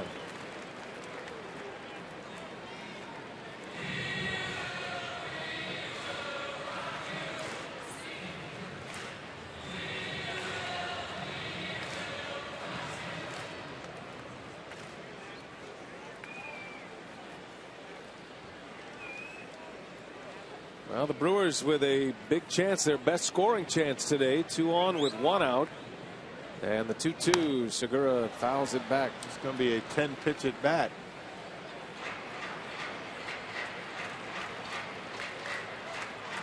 Segura missing a lot of pitches that have caught a lot of the plate and up around the belt.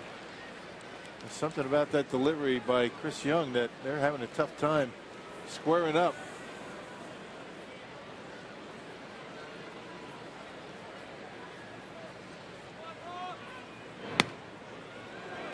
Full count, just missed.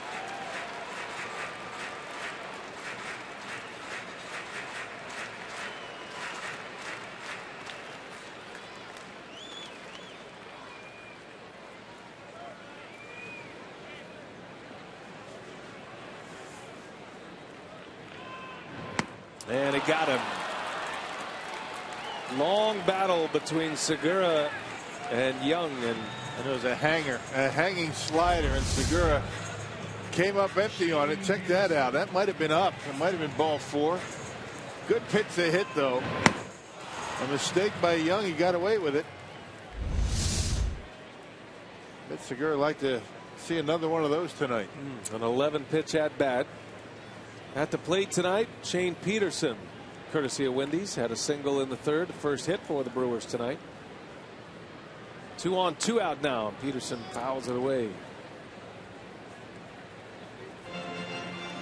The second strikeout for Chris Young, both of them to Gene Segura.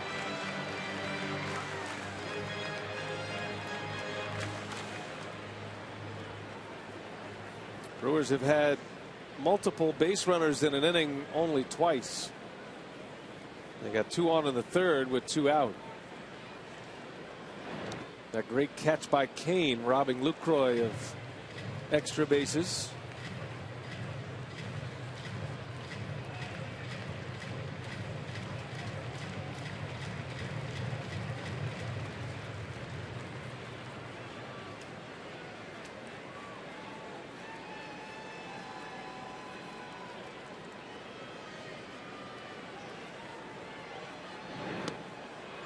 One and 2 now on Peterson. Well, Shane's been getting a lot of playing time in the absence of Carlos Gomez. Gomez hopeful to return on this next road trip. Dealing with a groin injury that's giving him trouble in the hip. Radiating into the hip area.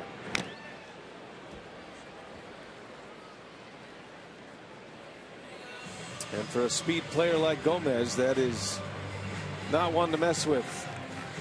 Changes the kind of player he is if he can't run.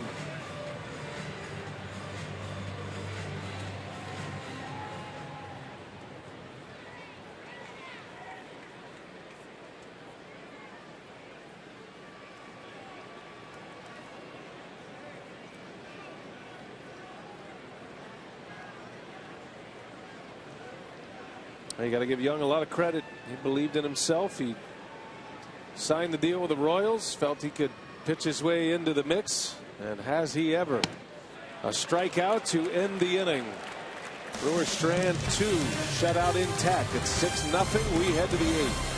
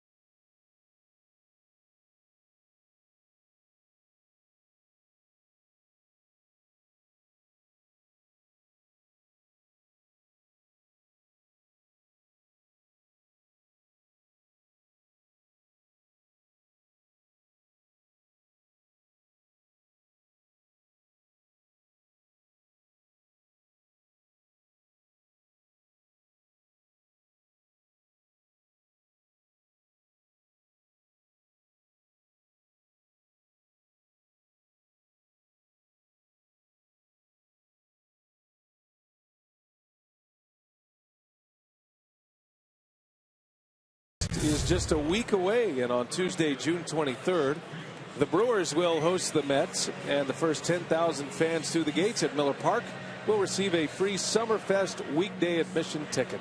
For tickets, visit Brewers.com today. One of my favorite times of year, Summerfest. Little baseball, little music. I saw the Rolling Stones canceled their concert at Summerfest, but replaced by Elton John. So you got that going for you. Here's Alex Rios. He'll lead off here in the 8th. Corey Knebel back on the mound. Garza went 6 2/3. He allowed 13 hits and 6 earned runs. On the hook for the loss. Chris Young has 7 shutout tonight. 5-hitter. Has driven in 3 runs. Most RBIs by a pitcher in the American League since '08. Felix Hernandez. As Rios is retired. Jordan Zimmerman drove in 3. I believe that was earlier this year. Of the Nationals. So we got pitchers driving in runs. We got position players on the mound throwing scoreless innings, like Frenchie Francoeur with the Phillies tonight. 2 innings. You know, the Orioles have hit 8 home runs. New franchise record. Wow. I think they sent Francoeur back out for the 8th, and somebody took him deep. I just caught a fleeting highlight of that.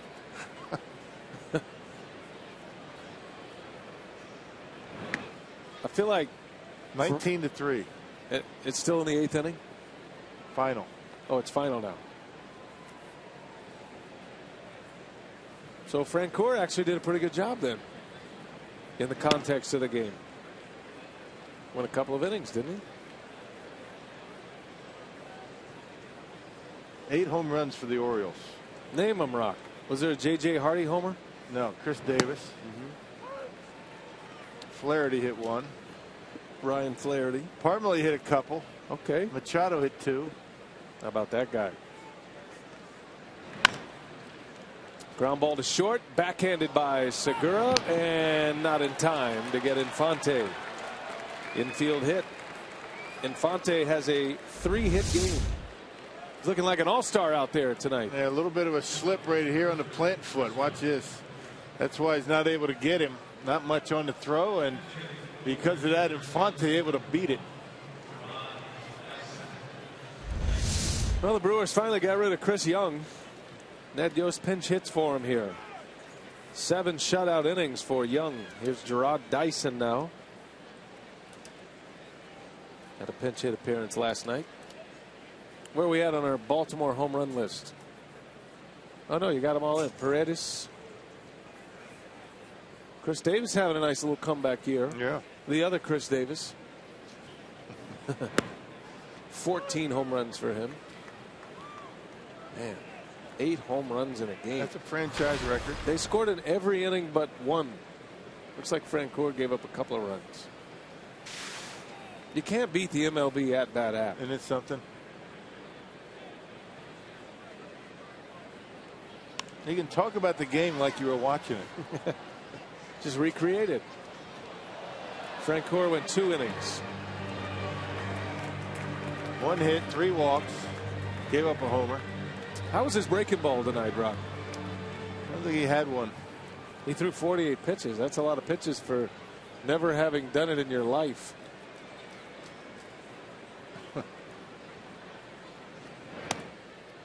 Very similar to my fantasy camp appearance, wouldn't you say? Having not thrown a baseball for 12 years and then throwing 12 innings. Yeah, you threw a lot more than 48 pitches. I think it was 148, wasn't it? It was. Arm still sore. Oh, it hurts. Oh, man, it hurts. Still, that was 4 years ago. That ball's ripped. Dyson into right center. That's trouble. Going to go all the way to the wall, and another run is in, and Dyson flying his way around the bags. He will be held at third with an RBI triple. 7-0 Royals.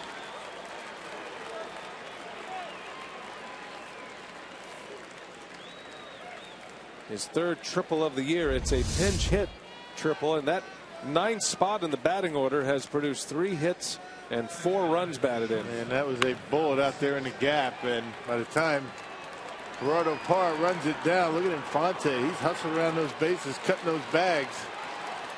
And he scores easily. Dyson with terrific speed, able to cruise into third base.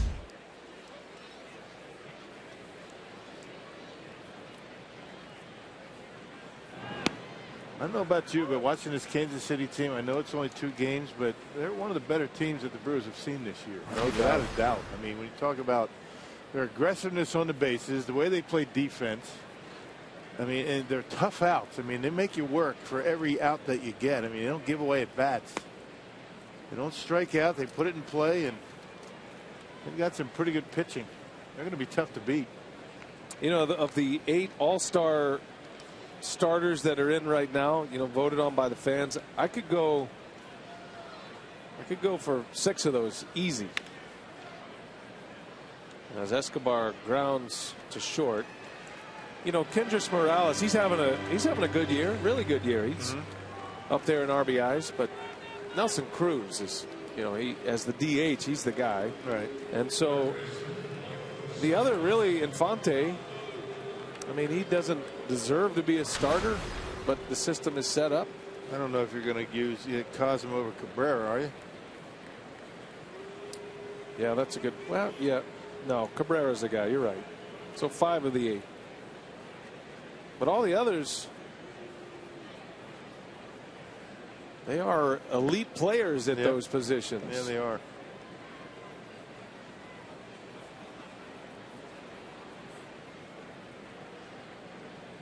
Well, we'll see. Still some time to make your voice heard. And even though, you know, we were talking about the All-Star voting earlier, even though we differ in opinion on that, and, you know, and I'm all for a fan vote in some areas for a couple of reserves, or, you know, like the final vote the fans have, but whether you're on one side or the other with it, the point is the system is set up the way it is. It's fun. It generates a lot of conversation, and fan bases can do something about it. You can vote. The Brewers have benefited from that. I remember when Corey Hart got the fan vote over David Wright for the extra player. Brewers fans, when they're playing well and the team has all-star worthy candidates, Brewers fans have been strong in the voting. Very strong. It means that they love their team, and certainly Royals fans do. After many years in the dungeon, they are out and about and doing big damage across the big leagues. One heck of a club right here.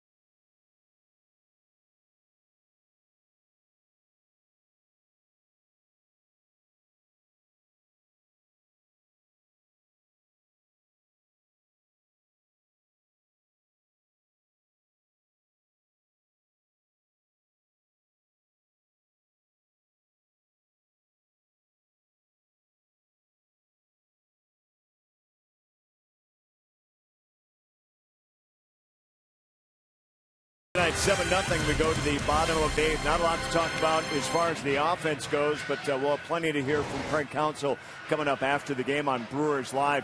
Defensively, pretty nice night for Shane Peterson. Take you back to the first batter, Alcides Escobar. How about this play? Oh, Peterson goes down, plays the carom really well, gets in great position, makes a two-hop throw.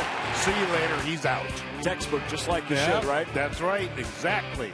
And All what right. a nice tag by Scooter Gennett. That works for our Marshfield Clinic shining moment of the game. Again, we've got Brewers Live postgame coming up at the conclusion of this one, Brian. All right, Craig, thanks. Here we go to the bottom of the 8th. Gerard Dyson will stay in the game to play center field. After his RBI triple, Kelvin Herrera on to pitch. Hernan Perez will bat. Pinch hitting for the Brewers. Another good arm coming out of that Kansas City bullpen. Last pitch on the 13th against the Cardinals, a scoreless inning. That included a strikeout. This guy's been dominant on the road.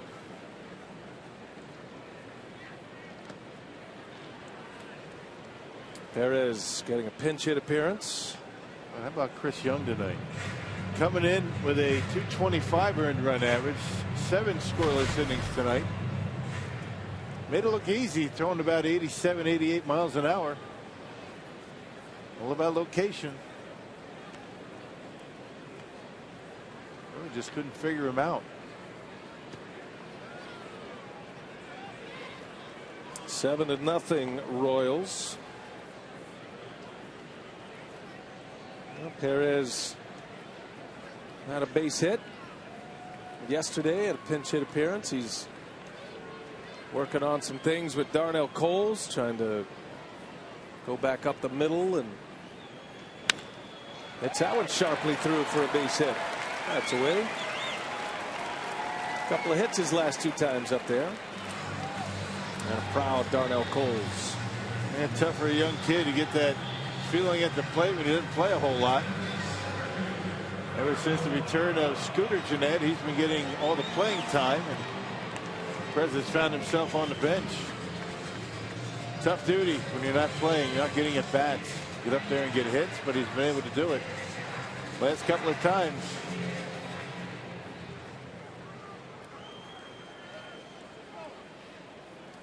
By the way, I need to make an apology. The Rolling Stones didn't cancel Summerfest while you were away a moment ago. It's just a bad joke. Oh, they? No, they're coming. Summerfest and the Brewers. The Stones are coming. So, apologize for that remark. Were you reading one of my promos? I was. That's the last time that's happening. I apologize. I mean, you made a run. You could have held off. I could have done it when I came back. No, it's okay. It's all good. That's going to be fun. Keith Urban will be coming to Summerfest. They've got a great lineup this year. Jerry Underwood.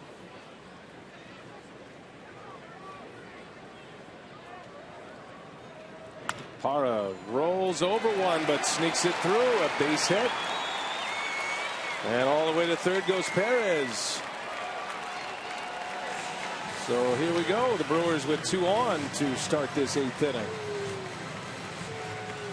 Well, just try to get something going. One day leads to the next. You never know what you can find. Yeah, Brewers did it in the 9th inning in yesterday's ball game. They were down by 6. We got the tying run to the plate. Let's see if they can do it again. Maybe a different result. What a big comeback. Brewers need to hit a long ball. They've hit 1 home run on this homestand. That was Gerardo Parra, first game against the Nationals. Yeah, that tied the game back on Thursday night.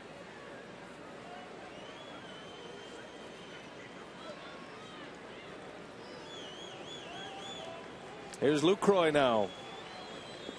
Had a single his last time up.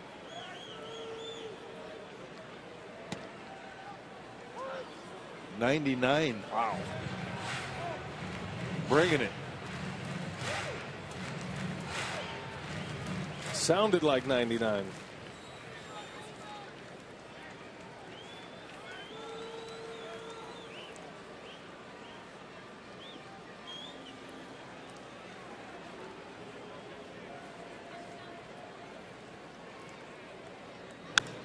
And Lucroy to right, a base hit. Turns around a 98-mile-an-hour fastball. It scores Perez. And the Brewers are on the board. The shutout is over. It is 7-1. Yeah, there you go. A little divine intervention, perhaps. Well, the Brewers are having a difficult time with 88 miles an hour, but a little bit different with 98. Go figure, right? Nice little inside-out stroke. Slices that one into right field, and well, the Brewers skunk out of the box here in the 8th. Dave Island, the pitching coach, out for a chat.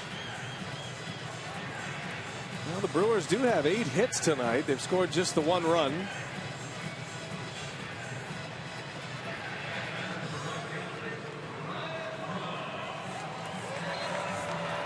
Ryan Braun steps up with 2 on and nobody out.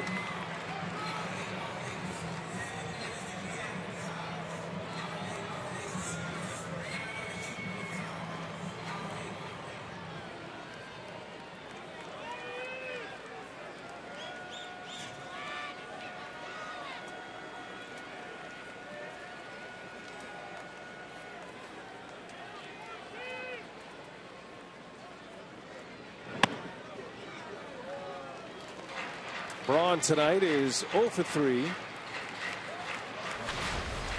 Comes in 8th in the league at homers, 7th in the league at RBIs. Ryan was 1 for 4 in last night's game.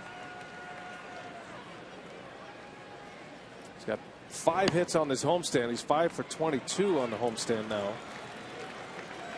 And he's only driven in 1 run. He's been pretty good in these spots though this year. It's interesting how his batting average goes up depending on the situation. Nobody on is his worst batting average. Man at first, runner in scoring position, and then runners in scoring position with 2 outs. He's actually at his best. Not a whole lot of secrets here with Herrera. He is bringing it. Big fastballs coming.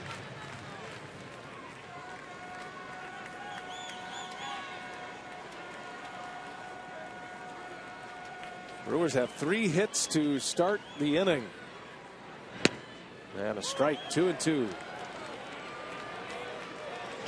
Pretty good location down and on the outer half of the plate to Braun, and this is where Braun thrives normally. Able to cover that outside corner. Let's see what they do. So a couple of sliders to Perez, first hitter. Haven't seen one since. Everything in on Braun. Perez sets up in there again, and Braun is down on strikes. Tied him up. That was in off the plate. Braun a strikeout victim. First out of the inning. Chris Young finished with 3 strikeouts in his 7th shutout.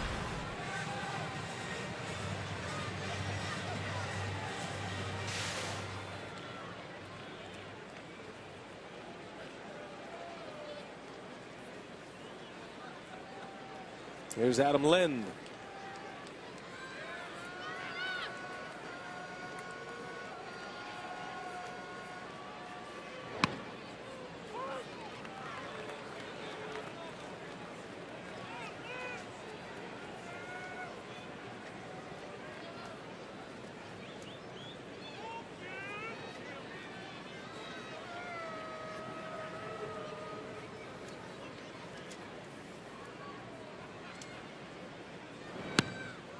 Right by him, 98 miles an hour. And not much mystery as to what he's doing right now. He started mixing it up a little bit early on, but once he got into trouble, he went back to the old reliable, the big heater.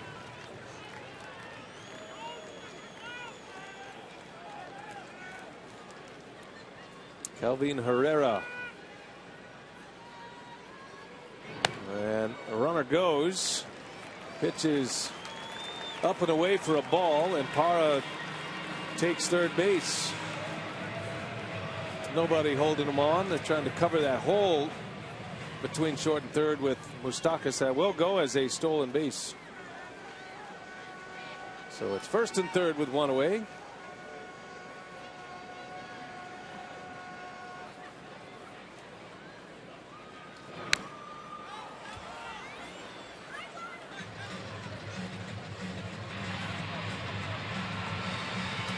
Now we got Perez left of the catcher.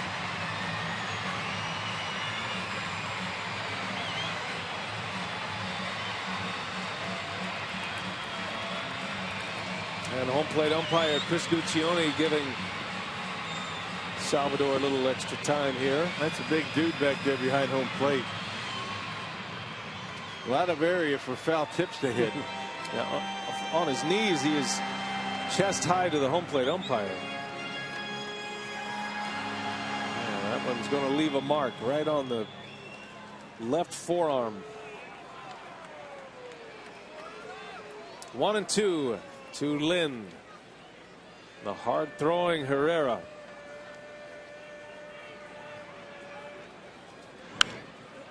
Look out up there. Ouch, man. Those are scary going up into the stands like that. And there's low liners that you don't expect them over there, but with Herrera throwing as hard as he is, swinging late. He's all right. He's got a baseball. Yeah, that's it. See it? Same place where Perez got hit. That's right. Well, roller to second. This out at second. The throw to first is in time and a double play. So no run for the Brew Crew. A 4-6-3 double play. Herrera stays tough on the lefties. Brewers do get one. Break the shutout. And we are headed to the ninth. 7-1 Kansas City.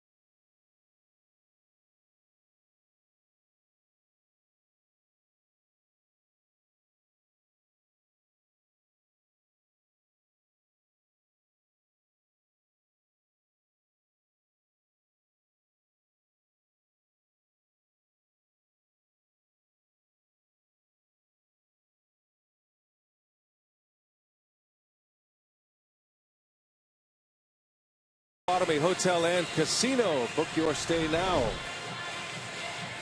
Well, been a night to forget for the Brew Crew tonight. They trail 7-1. We head to the ninth inning. The pitcher Chris Young not only went 7 shutout, but also drove in 3 runs for Kansas City.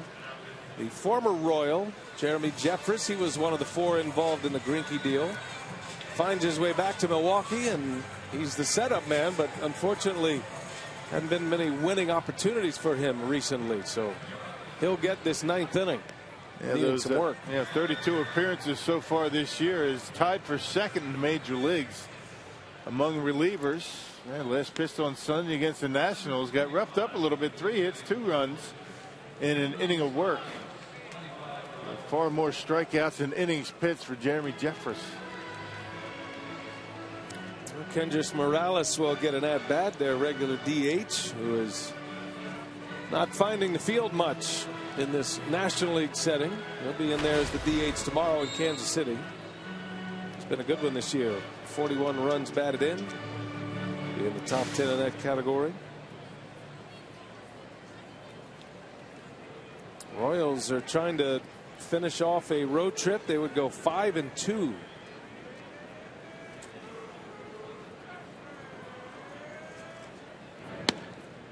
Kansas City has their dads on this road trip right now. It's a father-son road trip for the Royals. So see a lot of the Royals dads. It's a neat idea. Yeah, hanging out. Yep, it's a good one. They travel with the team. They get hotel rooms. They're put up. They have a bus for them. They get to have the full experience with their sons. A little father-son road trip.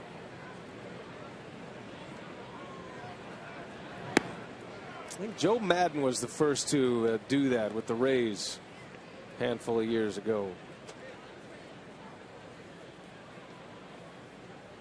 Not sure if he's with the traveling party or not. Could be. I saw Greg Holland's dad the other day. He got a nice little turnout for this trip. As Morales grounds to Segura on the right side with the shift.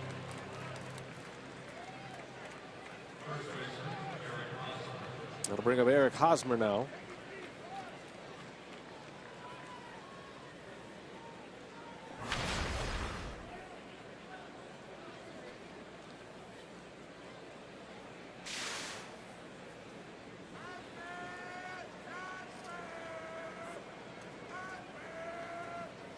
Royals have done a lot of hitting today, but Hosmer is 0 for.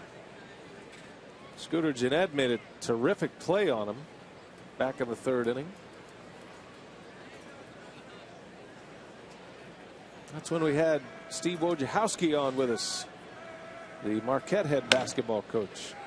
Ground ball, Ramirez lets it go and ends up in and out of the glove of Segura. Ramirez gave up on it. He looked like he was going to get it. I think he interfered with Segura's ability to catch the ball and make a play. Check it out. And right here he gives up on it, runs right by it, and Segura's fooled by that. Not to say he would have had a play anyway. Hosmer runs pretty well. Yeah, he was getting down the line. That's an infield hit. But that's kind of the way the night's gone for the Brewers. Brewers are in a bit of a defensive funk. It's not showing up in errors, though. You know, Brewers, you don't measure good defense just by the number of errors a team makes. It's a lot of the little things, throwing to the proper base, aggressively pursuing balls, being in the right position. Yeah, making plays that you should make in the major leagues. Not to say that last one was an easy play. It wasn't, but turning double plays, getting the double plays when their opportunities are giving to you. They don't show up on the scoreboard or in the box score, but plays that should have been made that weren't cost you runs.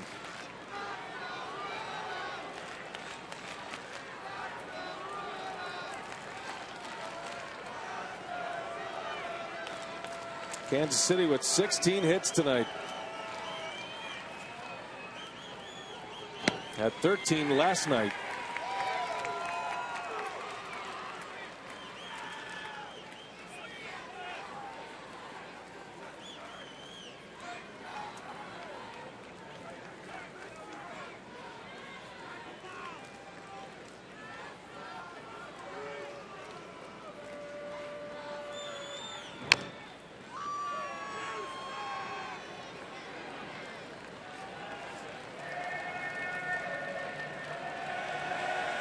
Well, again, it's not a team that hits a lot of home runs, although they've hit a few in this series.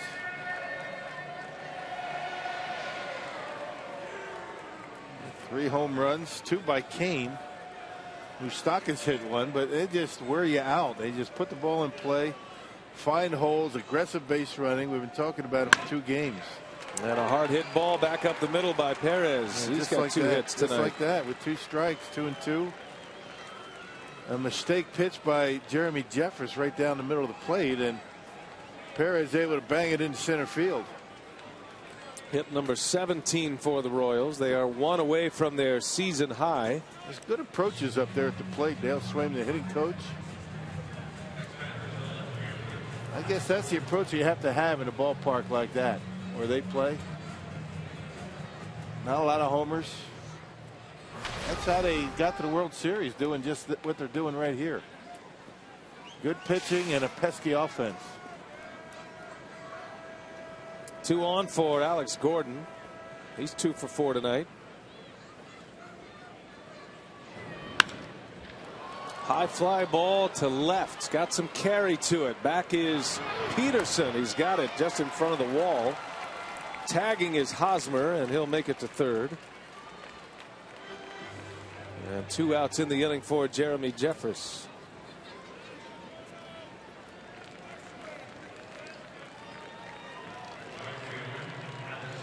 That'll bring up Alex Rios.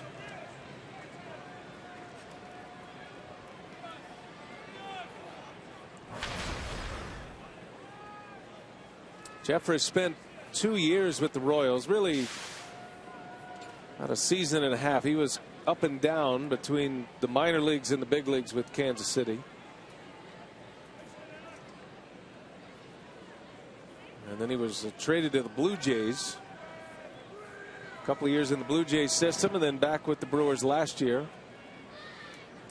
And has emerged a late bloomer at 26 years of age. He always had great stuff. He used to throw straight over the top, and he could throw at 100 miles an hour.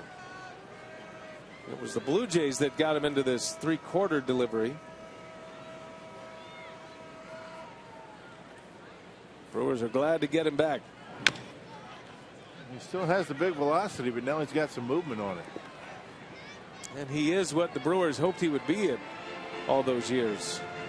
Coming up through their system. He was a first rounder by the Brew Crew. He was the 16th pick overall out of high school in Virginia.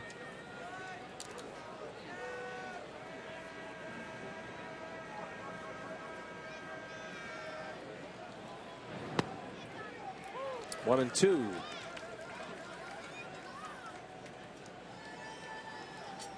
Both teams will jump on the bird and head to Kansas City after the game tonight. And do it all over again at Kauffman Stadium, the K.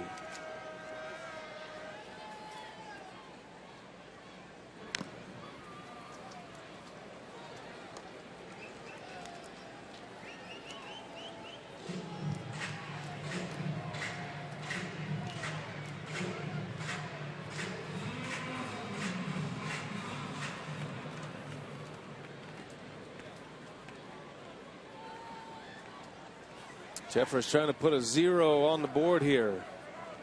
Needs one after giving up 2 his last time out.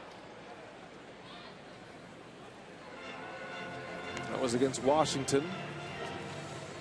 They got the first 2 out in that 7th inning against the Nationals and 3 consecutive hits. That was that Scherzer game.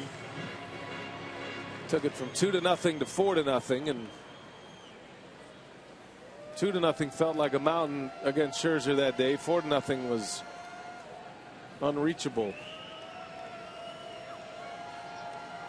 Counsell getting him back on the mound tonight, though. See if he can get a little confidence going. Jeffress can't get him to chase it. Rios in a 2-2 count.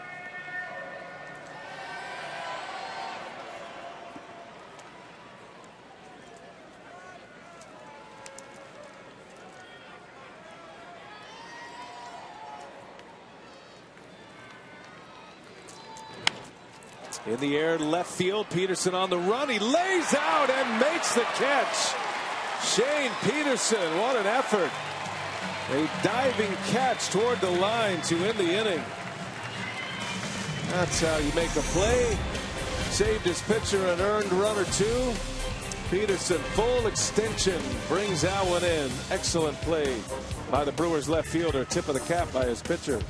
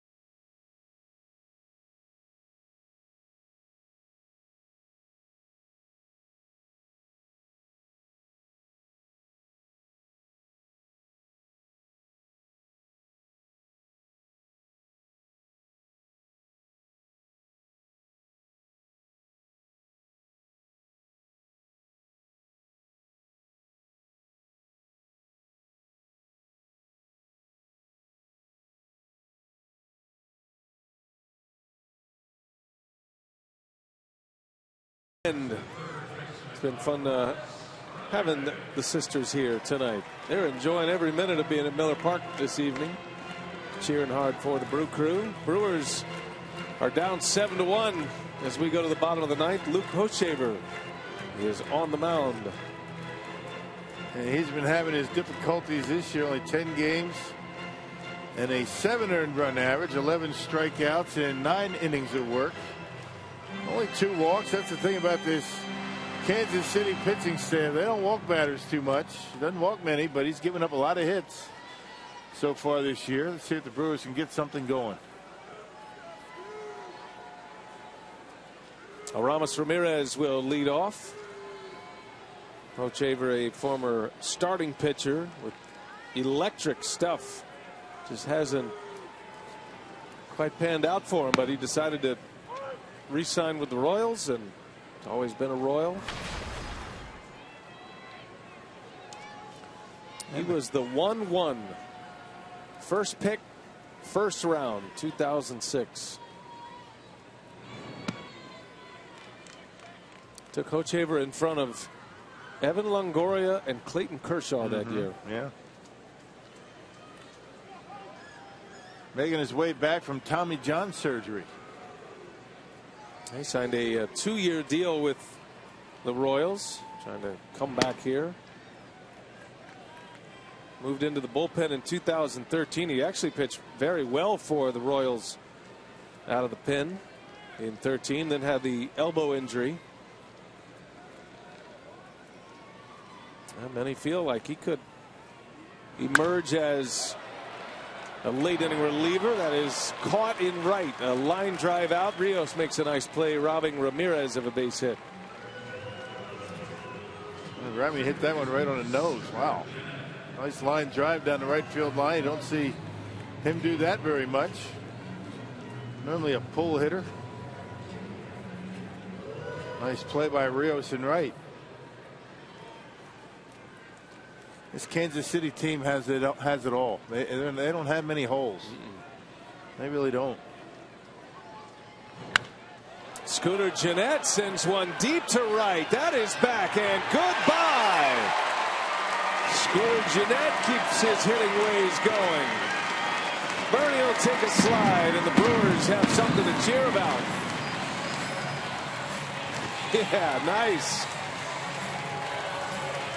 Gennett with a home run. Yeah, second home run of the homestand for Milwaukee. Second homer of the season for Gennett. Down and in, that's where lefties like it. And when you have big velocity, you put it down there. Easier for hitters to get to. Line drive out of here.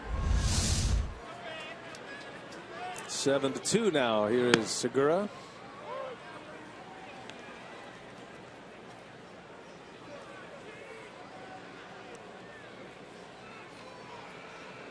Good for Scooter Gennett. This has been a homestand where he can gain some confidence. He's swinging the bat well, has 7 hits on this homestand, and connects for a home run. Went down to AAA, played in 17 games down there. He worked on his swing a little bit, and did all the things he needed to do to earn his way back, and figures to be at second base the rest of the season. He knows that's his job, but you still, it's a results-oriented business here in the big leagues. Well, he said he didn't change anything, fundamentally. I mean, he didn't change his batting stance or the way he was going about his business. He's just able to take a deep breath down in the minor leagues, start over, and he's off to a pretty good start since his return. Scooter was hitting 154 when he got sent down. And after his successful homestand, his batting average is up to 207. That's doing pretty good work, raising it over 50 points as Segura flies out, second out of the inning. So it'll be Shane Peterson. Last call for the Brewers here.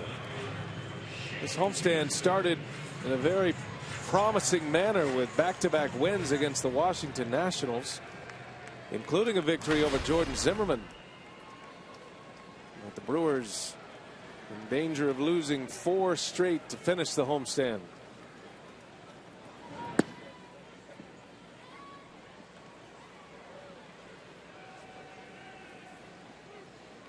Craig Counsell still remaining positive. He knows there's a lot of work to do with his club. It's going to take on a much different look, you would think. I'm sure Brewers are in discussions with a number of teams, and some trades are imminent, feels like anyway. Not sure if that's the case or not, but might open up some opportunities. A guy like Shane Peterson getting some extended playing time in the big leagues and a chance to prove what he can do. Counsell loves the way Peterson plays the game. He was raving about him.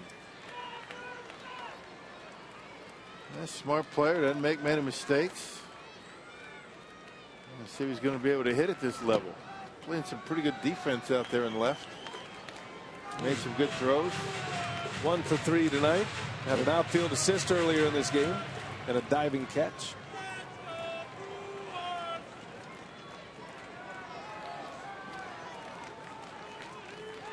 Don't forget, tomorrow we're in Kansas City. 6:30 airtime on Brewers Live. Fox Sports Wisconsin, the site. Tomorrow night. Thursday, it'll be on Fox Sports 1. Mike Fiers and Jimmy Nelson, next 2 pitchers for the Brewers. 3-2 on the way, and Peterson in the air to left. Gordon is there, and the Royals come in here and dominate. Back-to-back wins. Ned Yost and the Royals shaking hands once again. 7-2 the final. Chris Young winning his 6th game of the year. He went 7 shutout. Matt Garza drops to 4-8. And with Scooter Jeanette's home run, a total of $12,000 raised to prostate cancer research. To make your donation, you can go online to homerunchallenge.org. Craig Deshawn standing by for Brewers Live. Let's send it his way. Take it away, Craig. Okay, BA, thanks very much. Big win here tonight for Kansas City. The Brewers 4 straight losses right now. First, we'll hear from Craig Counsell. Get you set as these two will meet in Kansas City right away tomorrow night. Brewers Live is next.